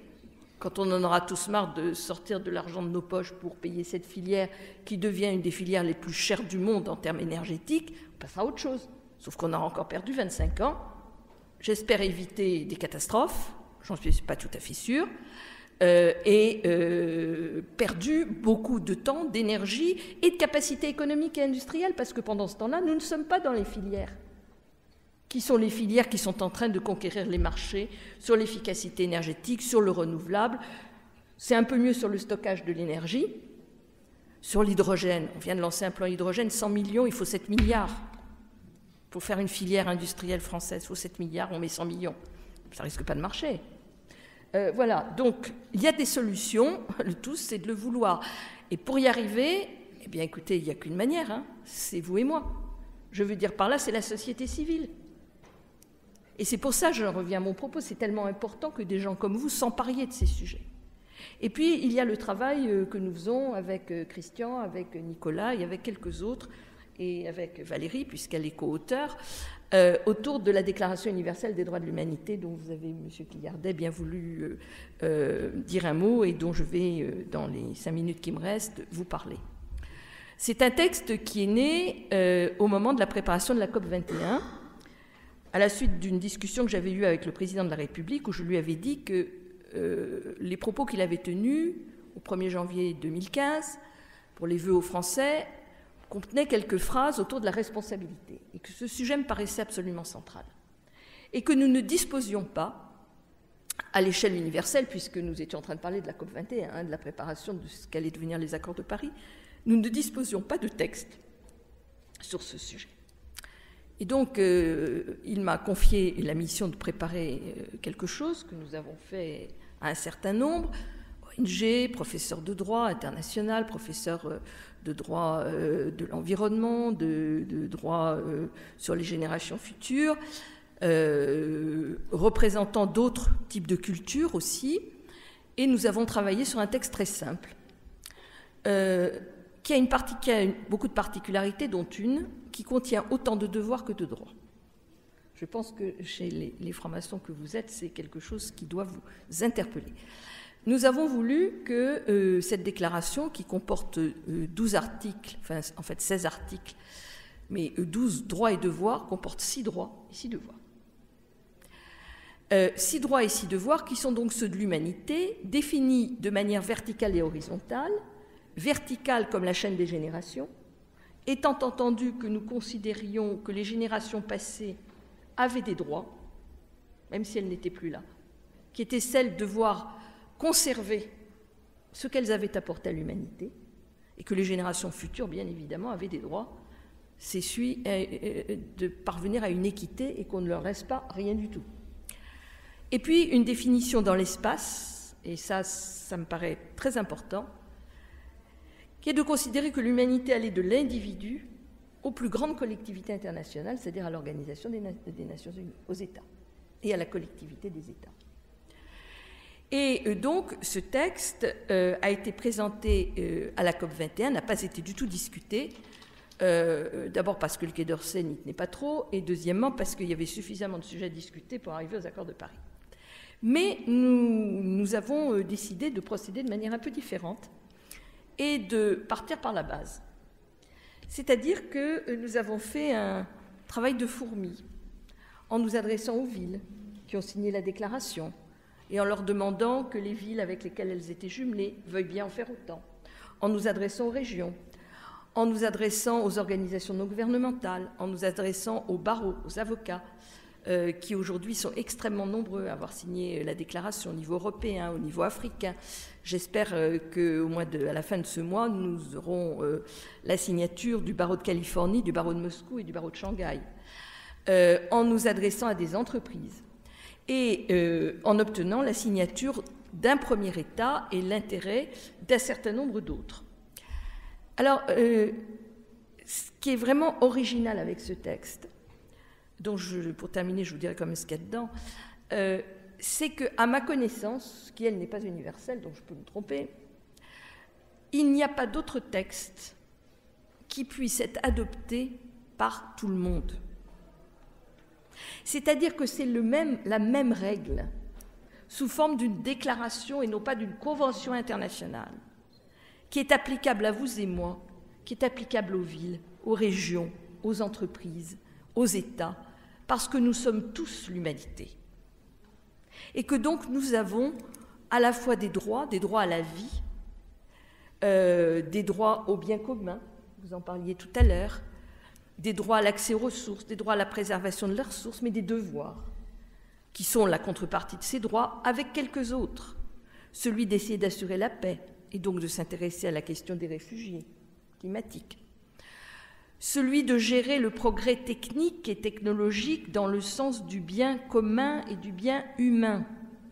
Alors ça, c'est probablement un des articles qui, je dirais, interpelle le plus le monde économique. Mais on ne peut pas faire n'importe quoi. Certains progrès technologiques pourraient fort bien ne pas être des progrès de l'humanité. Sachant que l'histoire nous montre que quand nous avons été capables, techniquement, nous, je dis nous, pas vous et moi, mais l'humanité, de faire quelque chose, nous l'avons toujours fait, y compris quand c'est une catastrophe. Alors ensuite on dit on s'est trompé, on n'aurait pas dû. Bah oui, c'est dommage, mais on l'a fait quand même. Et entre-temps, il y a eu un certain nombre de victimes pas vraiment collatérales. Voilà, donc c'est un texte très simple, 4 principes que tout le monde peut partager. La responsabilité, la dignité de l'humanité qui intègre le développement, l'équité intergénérationnelle et la recherche de la pérennité de l'espèce humaine.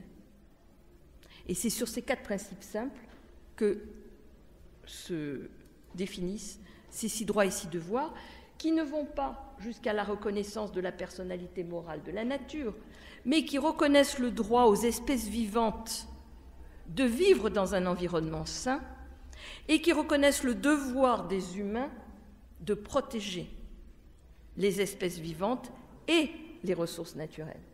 Donc on n'est pas tout à fait aussi loin que Valérie en parlait tout à l'heure, mais c'est une conception qui est admissible par tout le monde. Ce n'est, je le disais, qu'une déclaration, donc c'est ce qu'on appelle du droit mou. Ce n'est pas du droit dur. Sauf que on arrive dans un monde, et tu en parlais tout à l'heure, où finalement droit dur, droit mou ont des frontières beaucoup plus fluctuantes parce que du droit mou devient du droit dur. Et que des engagements pris, par exemple, par des entreprises peuvent leur être opposés devant des juridictions. Que des actes pris, je pense par exemple à l'avis juridique rendu par le tribunal Monsanto à La Haye en 2016, fin 2016, est aujourd'hui versé à l'appui d'un certain nombre de procès dans le monde. Voilà, donc je terminerai, Monsieur Quillardet, par là où j'ai commencé. Je suis optimiste, parce que si je n'étais pas, je ne porterais pas ce texte. Je suis optimiste parce que l'humanité contient le meilleur et le pire, qu'il nous revient à chacun d'essayer de tirer de nous-mêmes et des autres le meilleur, et que nous pouvons encore le faire, et que nous n'avons pas le droit de ne pas le faire. Je vous remercie.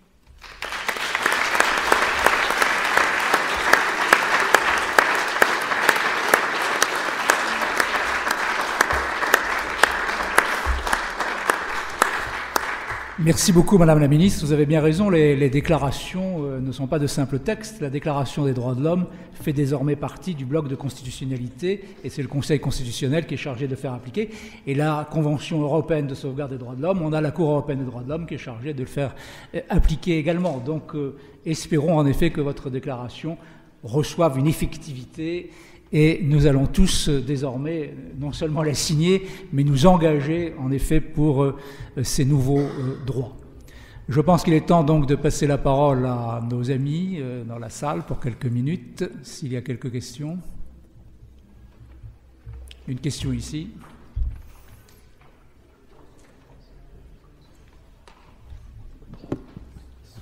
Là, il y a une question, j'ai vu, là. Voilà. Là. Là. À moi ? Oui, bonjour, Jacques Pelletan. Question qui s'adresse à M. Giraud. L'enjeu extrêmement clair de passer dans le rectangle en bas à droite, Mais dans les moyens pour le faire, on voit la décomposition de l'équation, et vous parliez du levier qui est celui finalement de l'évolution du PIB dans les pays les plus développés. Alors il y a le premier élément qui est CO2 sur TEP, il y a des marges de manœuvre, c'est un peu l'enjeu de la journée d'aujourd'hui. Mais sur le deuxième, j'aimerais avoir un peu votre point de vue, puisque vous avez cité la possibilité d'étendre le PIB de manière très artificielle à travers la prostitution. Mais au-delà de ça, il y a peut-être aussi la valeur que l'on accorde aux choses. C'est-à-dire qu'un trader sur les matières premières, sur les produits pétroliers, va gagner 10 ou 20 fois ce que gagne une puéricultrice en crèche ou un directeur de recherche au CNRS. Et tant qu'on aura ce système de prix relatif, finalement, il y aura toujours un lien très fort entre la création de valeur dans l'économie, dans le PIB, et puis ce que l'on a comme dépenses énergétiques. Mais est-ce qu'il n'y a pas quand même des leviers de ce point de vue-là, avec un changement de prix relatif qui permettent d'attribuer autrement de la valeur aux choses? Et comme ce n'est pas forcément la main invisible du marché qui s'en occupera, est-ce que les puissances publiques, et de quelle manière, peuvent avoir des leviers pour faire croître le PIB en accordant de la valeur à autre chose qu'à des énergies extrêmement carbonées? Merci. Alors, question courte, s'il vous plaît, et réponse courte également, puisque nous avons des impératifs horaires, je crois. Oui, bien sûr. Merci pour la question. Donc, réponse très courte. Le PIB est un très très mauvais indicateur de quoi que ce soit. Ça fait bien longtemps qu'on devrait avoir jeté le PIB à la poubelle. Donc, il y a un autre paradoxe qui est on continue de s'accrocher au PIB. Donc, comment est-ce qu'on fait gonfler artificiellement le PIB? Une des manières, c'est d'inclure la prostitution et des tas de services domestiques, entre guillemets, non marchands aujourd'hui qu'on va marchandiser. Une autre manière, c'est de faire des bulles spéculatives financières. Nous sommes assis aujourd'hui sur une gigantesque bulle financière alimentée par les banques centrales, qui tôt ou tard finira par exploser, quand même probablement dans les 2, 3, 4, 5 années qui viennent, probablement avant la fin du quinquennat de l'actuel président, qui devra affronter ça. Puisque la bulle spéculative, ça fait gonfler artificiellement le prix des actifs financiers, ce qui contribue à gonfler le PIB. Une troisième manière de gonfler le PIB artificiellement, c'est les bulles immobilières. Nous en avons une gigantesque à Paris, à Londres, à Bruxelles, etc. Ça aussi, ça fait gonfler le PIB artificiellement. Mais la vraie réponse, c'est de changer d'indicateur. Il y a depuis au moins, notamment la commission Sen-Stiglitz 2010, une myriade d'indicateurs alternatifs. Donc, je ne vais pas rentrer dans le détail aujourd'hui. Vous avez le Genuine Progress Index, le GPI, qui est un des meilleurs indicateurs alternatifs, à mon avis, mais vous en avez beaucoup d'autres. Et la vérité, c'est, si vous regardez avec quoi s'est fait cette année le débat à l'Assemblée nationale pour le projet de loi de finances. Le débat s'est fait avec comme unique indicateur le PIB.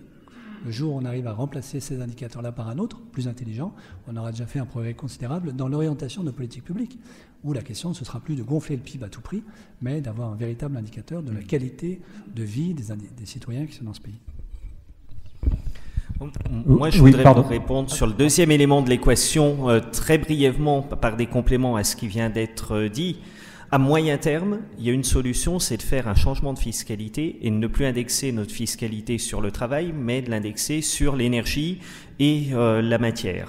On a eu des frémissements autour de ce sujet sur le dernier débat sur les élections présidentielles. On peut recommencer sur les élections européennes et les pays qui sont rentrés dans cette dynamique, je pense en particulier à la Suède, mais il y a quelques pays d'Amérique du Sud qui rentrent dans le même sujet, ça permet d'aller très vite et ça donne de très bons résultats qui sont dans l'économie réelle et qui se manifestent sur le bien-être des gens, donc qui se manifestent aussi avec la nouvelle série d'indicateurs.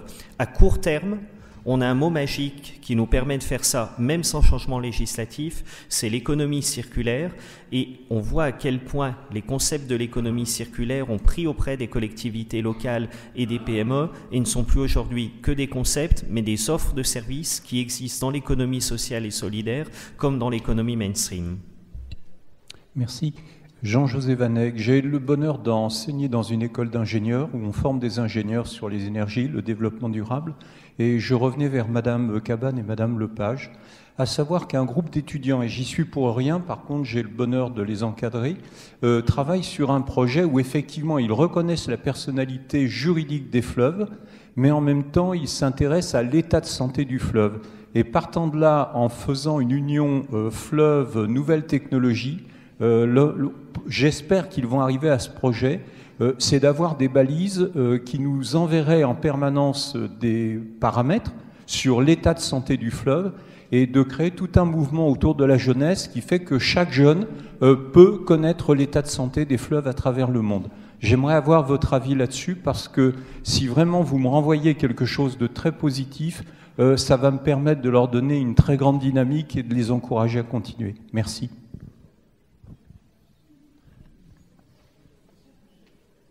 Bien sûr que je vais vous apporter un avis très positif. D'ailleurs, juste pour que vous le sachiez, la décision de la Cour de justice indienne à propos du Gange était en lien avec le fait que le Gange était un des fleuves les 10 plus pollués du monde, que 4 milliards avaient été soi-disant investis pour le dépolluer depuis plus de 30 ans par les institutions, et qu'en fait, l'argent n'allait pas là où il fallait.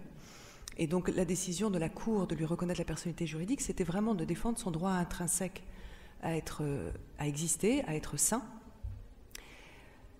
Et c'est un sujet qui commence à émerger effectivement en France. Je suis ravie de vous entendre, parce que moi-même j'ai été sollicitée pour lancer une campagne en France pour reconnaître la personnalité juridique de fleuves ou de rivières. Je lance au printemps probablement un pavé dans la mare avec la Bièvre. Vous connaissez la Bièvre ?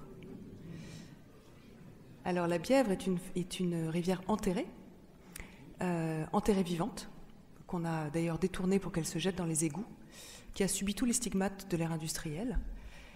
Il faut savoir qu'à Séoul, par exemple, ça m'a rappelé ce que disait tout à l'heure Isabelle à propos de l'autoroute de Denver. À Séoul, une rivière avait été aussi enterrée vivante, et le maire a décidé de lui redonner la lumière, a détruit une autoroute et une route qui passait par-dessus. C'est devenu le centre névralgique de la ville. Tous les musées, tous les restaurants, toutes les galeries et tous les touristes et les habitants de Séoul viennent se reposer dans cette eau qui est devenue pure en plus. Voilà, et je crois que je pense que le droit des éléments naturels passera d'abord par le droit de l'eau, le droit de l'océan, le droit des rivières, le droit des fleuves. Et il y a aussi des projets de déclaration qui sont en œuvre en ce moment, qui sont portés aux États-Unis, en Australie. Alors, Nicolas parlera encore mieux que moi d'une déclaration sur les droits de l'océan, mais sachez qu'il y a aussi une déclaration universelle des droits des rivières qui est en train d'être élaborée. Très rapidement, je m'associerai à ce que vient de vous dire Valérie, et je pense que ça a un double intérêt. Le premier, c'est que c'est essentiel que les jeunes s'approprient ces sujets. Dans les classes où vous êtes avec des bâtiments à efficacité énergétique et à énergie renouvelable, les enfants, le matin, quand ils arrivent, viennent voir combien ils ont consommé la veille et essayent le lendemain de consommer moins que ce qu'ils avaient consommé la veille. Je pense que pour l'eau, c'est la même chose. La possibilité d'avoir des balises avec une mesure continue d'une eau qui peut se dégrader ou qui peut ne pas suffisamment s'améliorer, c'est une incitation permanente à essayer de faire quelque chose pour que ça aille mieux. Et je pense que les jeunes ont un dynamisme et une force de conviction qui devrait permettre des améliorations sensibles. Rien ne vaut de se plier à la réalité et de se responsabiliser. 2 questions, me dit-on, rapide. C'est sur le glyphosate. Alors que je ne comprends pas cette question, cette affaire. J'ai l'impression que le gouvernement de la France a donné comme ça un permis de tuer, entre guillemets, au glyphosate, alors que tout le monde dans ce débat, dans cette affaire, mesure et connaît les conséquences de ce produit. C'est comme si moi, père de famille que je suis, j'achète un produit nocif, j'allais dire un poison, et je laisse consommer ce poison à mes enfants pendant 3 ans. Et à la fin, je m'adresse à maître au pluriel et Madame la ministre, que ferait la justice française à mon égard ? Très simple, hein, elle vous mettrait en cause pour si vos enfants ne sont pas malades, mis en danger délibéré d'autrui, et pire, s'ils sont malades ou très malades. Moi, je partage votre point de vue, sauf que pour le glyphosate comme pour le reste, quand je dis le reste, c'est tous les produits toxiques qui ont précédé le glyphosate, parce que depuis 100 ans, depuis l'amiante, disons, on en a quand même vu quelques-uns. vous avez toujours la même histoire qui se répète. C'est-à-dire que quand les choses deviennent évidentes, vous avez des lobbies qui sont, je suis désolée, je parle trash, qui sont capables de payer des gens, qui vont venir vous dire que non, c'est pas tout à fait sûr, que non, les preuves ne sont pas suffisantes, que non, c'est plurifactoriel, alors que peut-être que oui, il y a des maladies qui vont avec, mais on n'est pas sûr que ce soit lié à ces maladies-là, et que par conséquent, il faut continuer jusqu'à ce qu'on puisse effectivement s'en passer. Le glyphosate, il a été mis sur le marché en 1975. Moi, j'ai commencé à m'attaquer à ce produit dans les années 97-98, parce qu'il faut savoir que les OGM, c'est pour l'essentiel d'entre elles des pompes, des éponges à pesticides, et notamment Roundup, le Roundup étant le nom commercial du glyphosate, auquel on a mis quelques cochonneries en plus pour être sûr que ce soit bien toxique. Donc ça fait 25 ans que ça dure, et visiblement il y a des gens qui ont envie, non pas que ça dure encore 25 ans, mais enfin un certain nombre d'années. C'est absolument intolérable, je suis d'accord avec vous, monsieur. Et puis il y a un travail considérable à faire avec les agriculteurs, de la pédagogie et de l'accompagnement. Mais on constate quand même dans les campagnes qu'il y a de plus en plus de jeunes agriculteurs qui s'installent, qui veulent faire de l'agriculture biologique, etc. Malheureusement, le principal syndicat agricole à la FNSEA, et actuellement le ministre de l'Agriculture, je ne suis pas sûr qu'il soit tout à fait de ce côté-là. C'est bien dommage. Est-ce que je peux juste intervenir, parce que je voudrais aussi rendre un hommage aux victimes du chlordécone. Là, on est vraiment, on est en train de voir par rapport à ce qui s'est passé entre 73 et 93 aux Antilles françaises. On est en train de voir le résultat de ce type de politique, et c'est là où on voit les écueils du droit. C'est là où on se rend compte qu'on est face à, je vous rappelle quand même les faits, 92 à 95% de la population martiniquaise et guadeloupéenne sont contaminés aujourd'hui au chlordécone, le taux de cancer de la prostate le plus haut au monde, et des sols et des eaux qui sont contaminés pour 400 à 500 ans. Le scandale a été soulevé il y a bien longtemps, et je pense que Corinne et Christian font partie des personnes qui l'ont soulevé, sauf qu'on commence maintenant à en parler parce que les victimes humaines commencent à être vues. Et ça, c'est effroyable, effroyable. C'est un véritable scandale. Si je peux juste rajouter une petite louche, le scandale est d'autant plus grand que ces produits étaient interdits en Europe, interdits en France métropolitaine, mais autorisés en Outre-mer. Juste quelques mots par rapport à ces scandales et à ces crises, parce que là on a parlé du glyphosate, on a parlé du chlordécone. Il faut aussi se dire qu'il y a des solutions économiques qui existent, et Green Cross bosse beaucoup avec des agriculteurs, et y compris avec des gens qui sont sur des méthodes qui sont relativement massifiées. Il n'y a pas très longtemps, j'étais avec un producteur de sucre qui m'a expliqué que c'était beaucoup moins cher pour lui d'utiliser une solution où il prend de la vapeur d'eau à température moyenne pour s'occuper de ses champs qui sont plutôt en agroforesterie que de continuer sur le glyphosate sur lequel il était jusqu'à il y a encore 2 ans. Et vu qu'il fait du sucre pour l'industrie cosmétique et pour les alcooliers, il a aussi beaucoup moins de problèmes avec des gens qui ont des allergies de peau ou des intolérances. Donc il y a vraiment un intérêt économique à avancer. Du côté des ONG, on sait aussi que l'un des enjeux, c'est qu'on ne va pas pouvoir continuer à se mobiliser en mode réactif sur des crises à la vitesse à laquelle elles avancent. Il faut arriver à retravailler la résilience, à avoir un cran d'avance et à montrer, y compris dans les écoles d'ingénieurs, y compris dans les écoles agro, sur la base d'exemples, à quel point la raison a changé de camp. Je donnerai juste en conclusion un point à votre réflexion. Quand on va aux États-Unis, quand on va en Asie, la consommation d'un véhicule et ses émissions de carbone sont des caractéristiques qui sont opposables aux fabricants. C'est d'ailleurs pour ça que le patron d'une grande société automobile internationale d'origine française est aujourd'hui interdit de visite dans un certain nombre de ces pays, sinon il serait immédiatement mis en prison. Quand on va en Europe, la consommation, comme les émissions de particules d'un véhicule, sont des caractéristiques indicatives. Vous pouvez faire un procès à un constructeur automobile parce que la couleur de votre véhicule n'est pas la bonne. Vous ne pouvez pas lui faire un procès quand il est tricheur et quand il est en tromperie, avec l'impact qu'on connaît sur la qualité de l'air On a bientôt des élections européennes. Peut-être que là-dessus, on a eu un défaut de vigilance dans la sensibilisation et dans nos relations politiques européennes, et qu'il est temps d'en profiter pour que, de manière sereine et décomplexée, on remette aussi le débat sur l'importance de mesures législatives qui protègent concrètement les populations et l'activité. Oui, je pense que le statut des communs et le statut juridique de certains éléments de la nature n'aura d'efficacité que si on y ajoute une démocratie citoyenne élargie. Et ça va poser des questions du rapport avec les municipalités. Parce que si les municipalités continuent à avoir le pouvoir et que les habitants n'aient pas la puissance de décision sur les espaces verts, on voit très bien comment ça se passe dans les différents endroits. C'est-à-dire que c'est une réserve foncière qui se grignote continuellement. Donc, je pense que défendre les communs, que ce soit pour l'eau ou les espaces verts, si on n'y ajoute pas une autre mode de relation avec la municipalité, aux municipalités, ça n'aboutira pas. Il faut qu'il y ait un changement à ce moment-là, parce que on doit faire comprendre aux gens que les élus sont des locataires provisoires.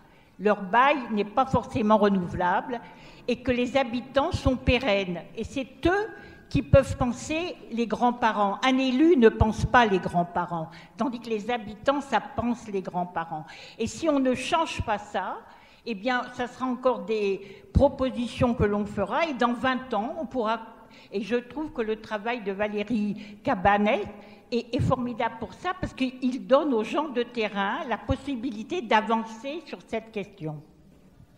Heureusement qu'il y a encore des élus qui travaillent beaucoup, et sur le plan de la démocratie, sur le plan de l'écologie. On en a vu un tout à l'heure, un maire. Donc voilà, il ne faut pas faire des généralités, il ne faut pas être contre les élus de manière générique. Il y a des élus qui font vraiment leur travail démocratiquement et écologiquement.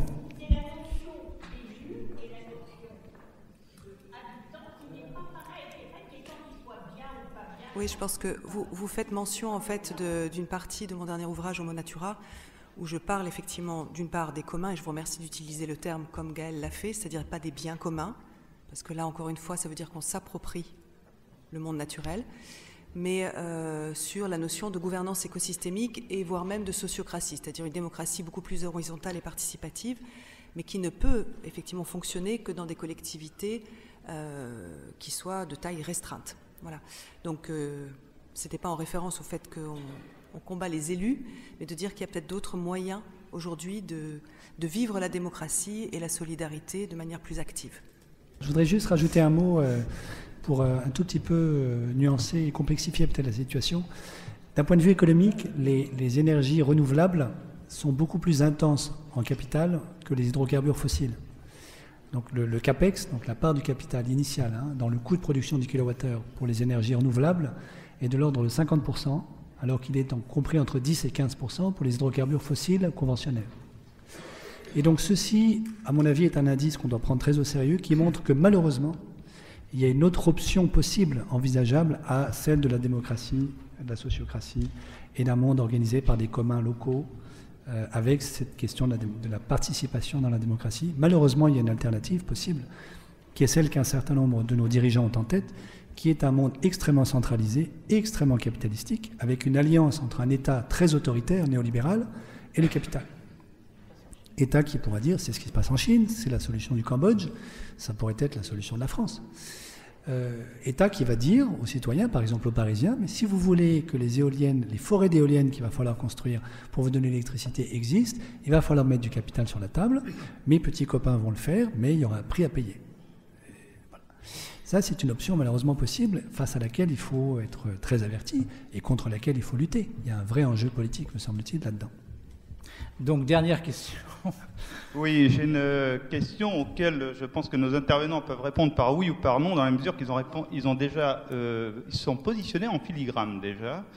Est-ce que vous pensez que le lobbying, avec le poids qu'il fait aujourd'hui, son influence sur le législatif et sur tout ce qui est réglementation, est compatible avec les objectifs et avec les intérêts de l'espèce humaine ? Alors ce sera, si vous voulez bien, votre mot de conclusion à chacun. Madame Cabane.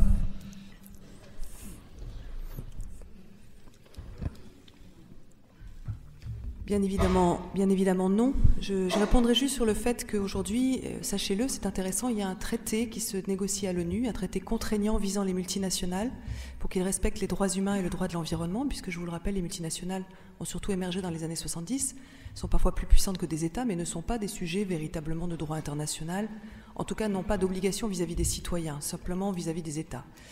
La plupart du temps, c'est elles qui gagnent leur procès à la Cour de justice. Voilà, donc il est clair qu'il y a un cadre à trouver et que le fait qu'on n'ait pas voté sur le secret des affaires, par exemple, est un vrai problème. Madame Lepage. Bien sûr, mais quand on a dit ça, on n'a rien dit du tout, puisqu'on les a dans les pattes. Donc le sujet, c'est comment on fait. Et moi, ça fait des années que je réfléchis avec d'autres, avec Transparency International, notamment, qui travaille beaucoup sur ces sujets-là, sur comment on encadre tout ça et comment on organise le contre-lobbying. Parce que c'est ça aussi.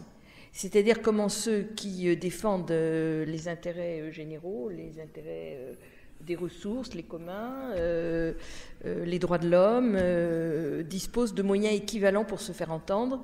Et question subsidiaire, comment on fait pour être sûr que les élus, où qu'ils soient, restent totalement imperméables, dans tous les sens du terme, imperméables au lobbying.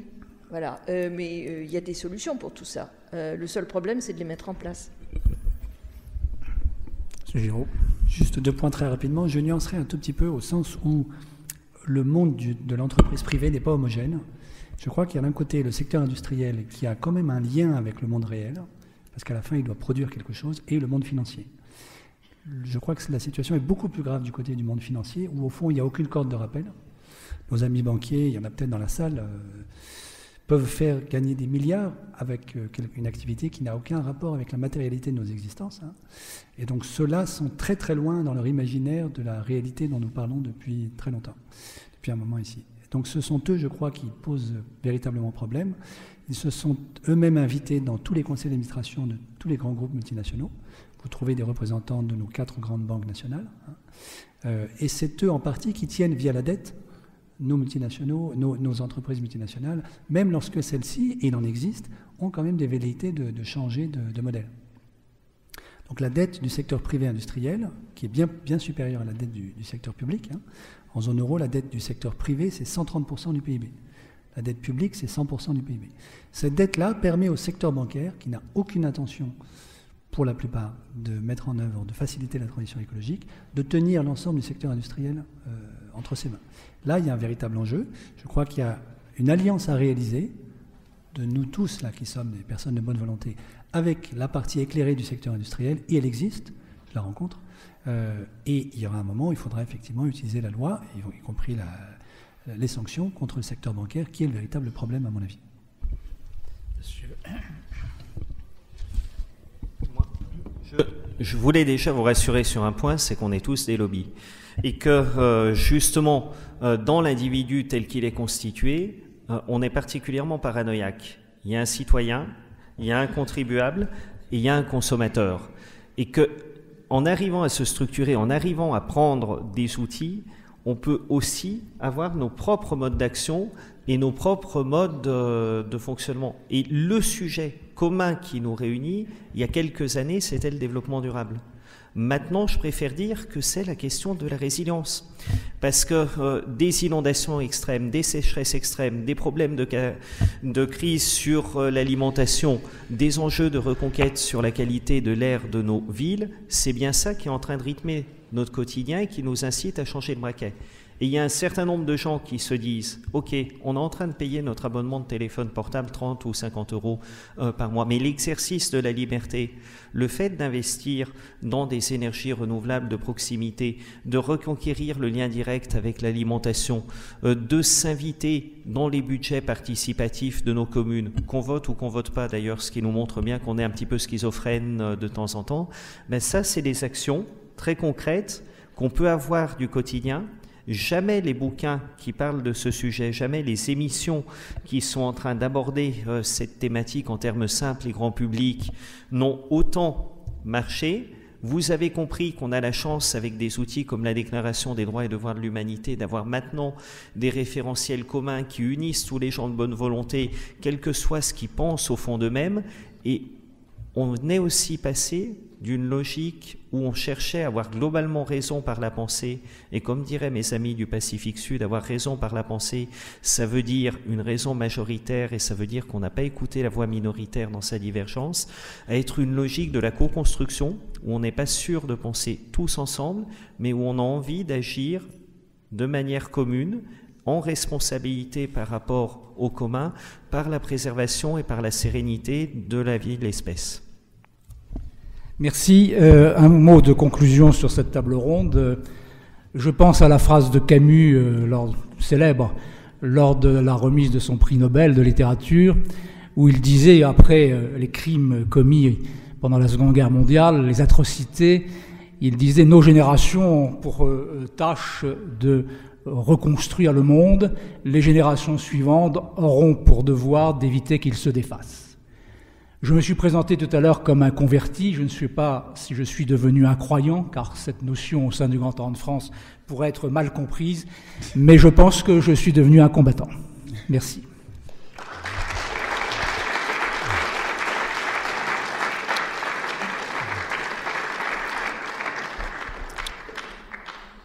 Voilà une bien belle table ronde pour conclure cette journée. Nous avons bien compris, Madame le ministre, que nous avions le devoir d'être responsables et optimistes, malgré la situation qui n'est pas toujours bien facile, et vous avez décrit un certain nombre de points qui sont quand même problématiques. Mais bon, nous allons regagner nos foyers pleins d'espoir, et disons que pour mettre en œuvre la sagesse, la tempérance et la justice, que la force soit avec nous. Et je donne la parole à Philippe Goethals, grand secrétaire aux Affaires intérieures du Grand Orient de France, pour conclure cette journée.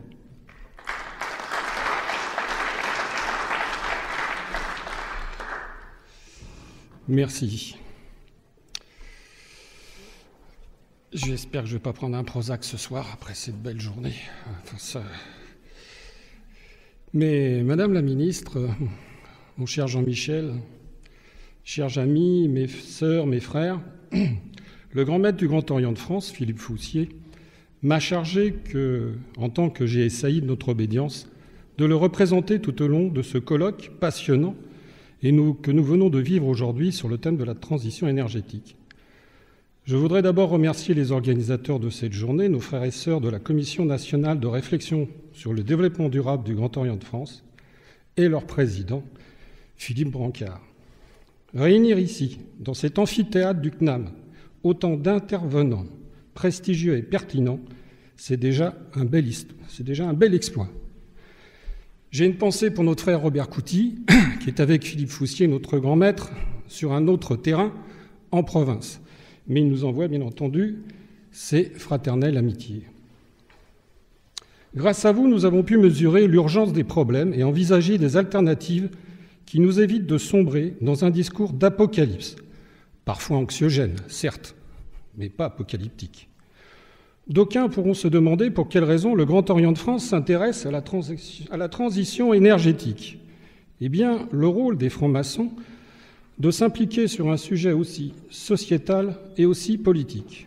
Alors soyons clairs, les francs-maçons de toutes les obédiences adogmatiques, et ceux du Grand Orient de France en particulier, se préoccupent depuis toujours du mieux-être de leurs concitoyens et entendent participer à la réflexion collective permettant de dégager des axes de travail, des actions, des procédures allant dans ce sens. L'article 1er de la Constitution du Grand Orient de France précise que nous travaillons à l'amélioration morale et matérielle de l'humanité, intellectuelle et aussi sociale.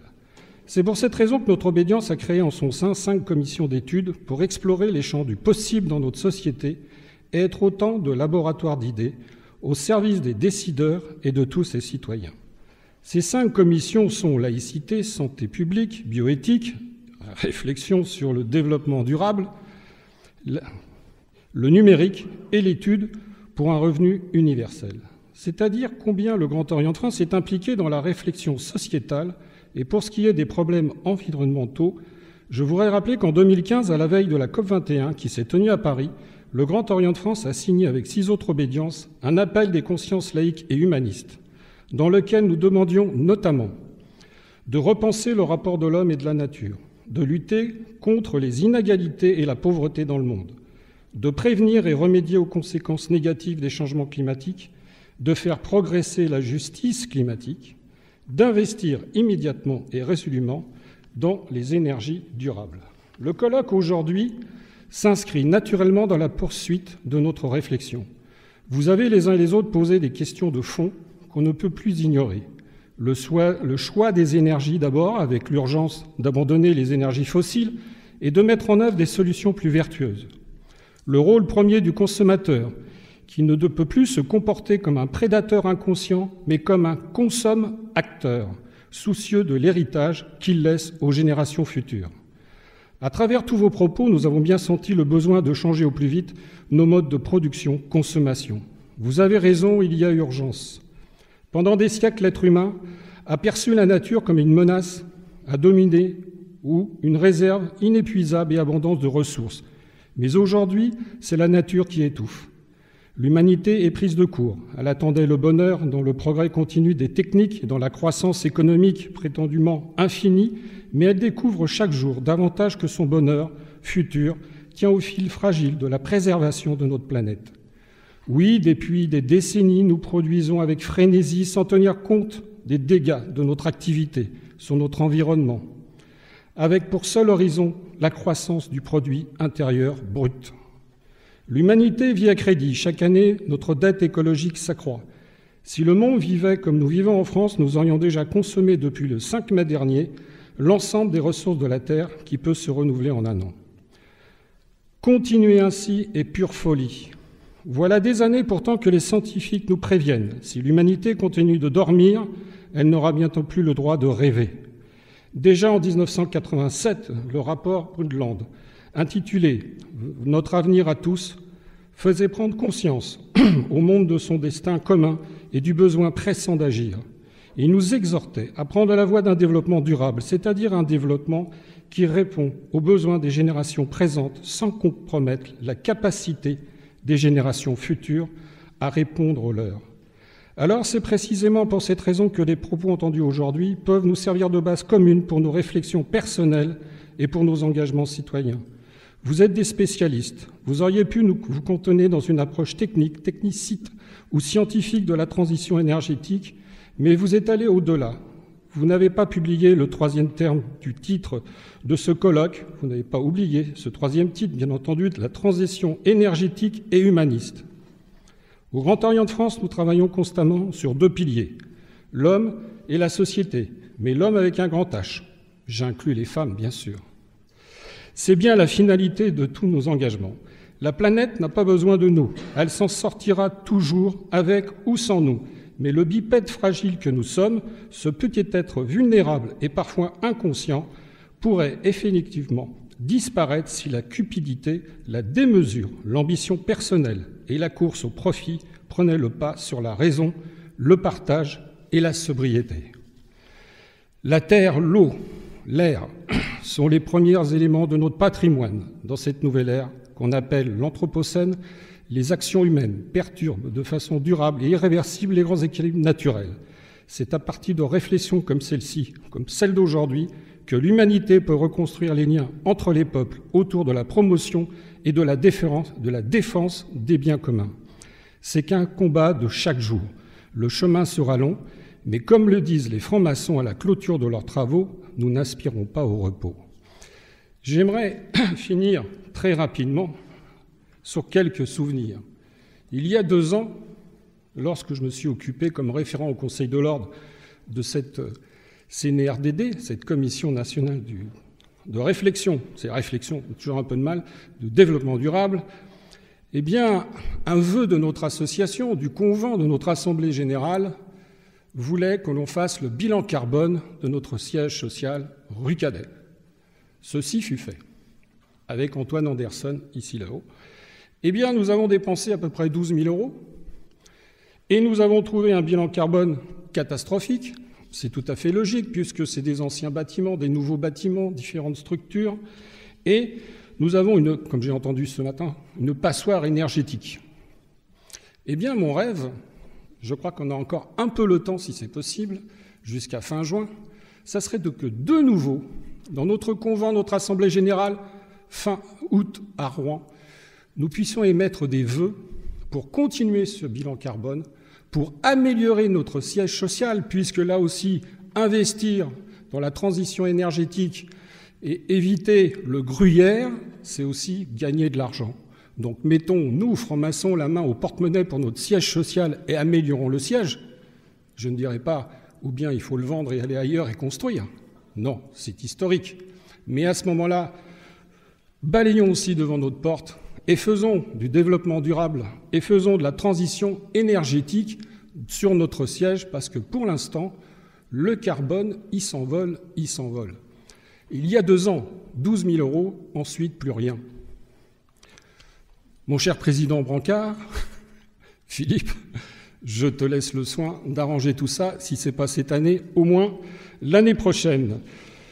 Et je m'aperçois qu'effectivement, c'est difficile de penser transition énergétique. Vous l'avez dit, Madame la Ministre, en 20 ans, on n'a pas fait grand-chose. Mais il suffit d'un RGPD. Vous savez tout ce que c'est que le RGPD ? Règlement général pour la protection des données personnelles. Là, ça touche tout le monde à l'instant T. On s'est projeté dessus, on a sorti la loi européenne, tout fait. Et en combien de temps ? Sur la transition énergétique, ça va toucher nos enfants et nos petits-enfants peut-être. Mais en tout cas, on sera peut-être plus de ce monde, même avec le transhumanisme. Alors, essayons effectivement d'être combattants, d'être résistants, et d'aller porter en dehors du temple l'œuvre maçonnique, mais surtout l'œuvre de la terre, celle que l'on aime. Merci de votre attention, j'ai dit.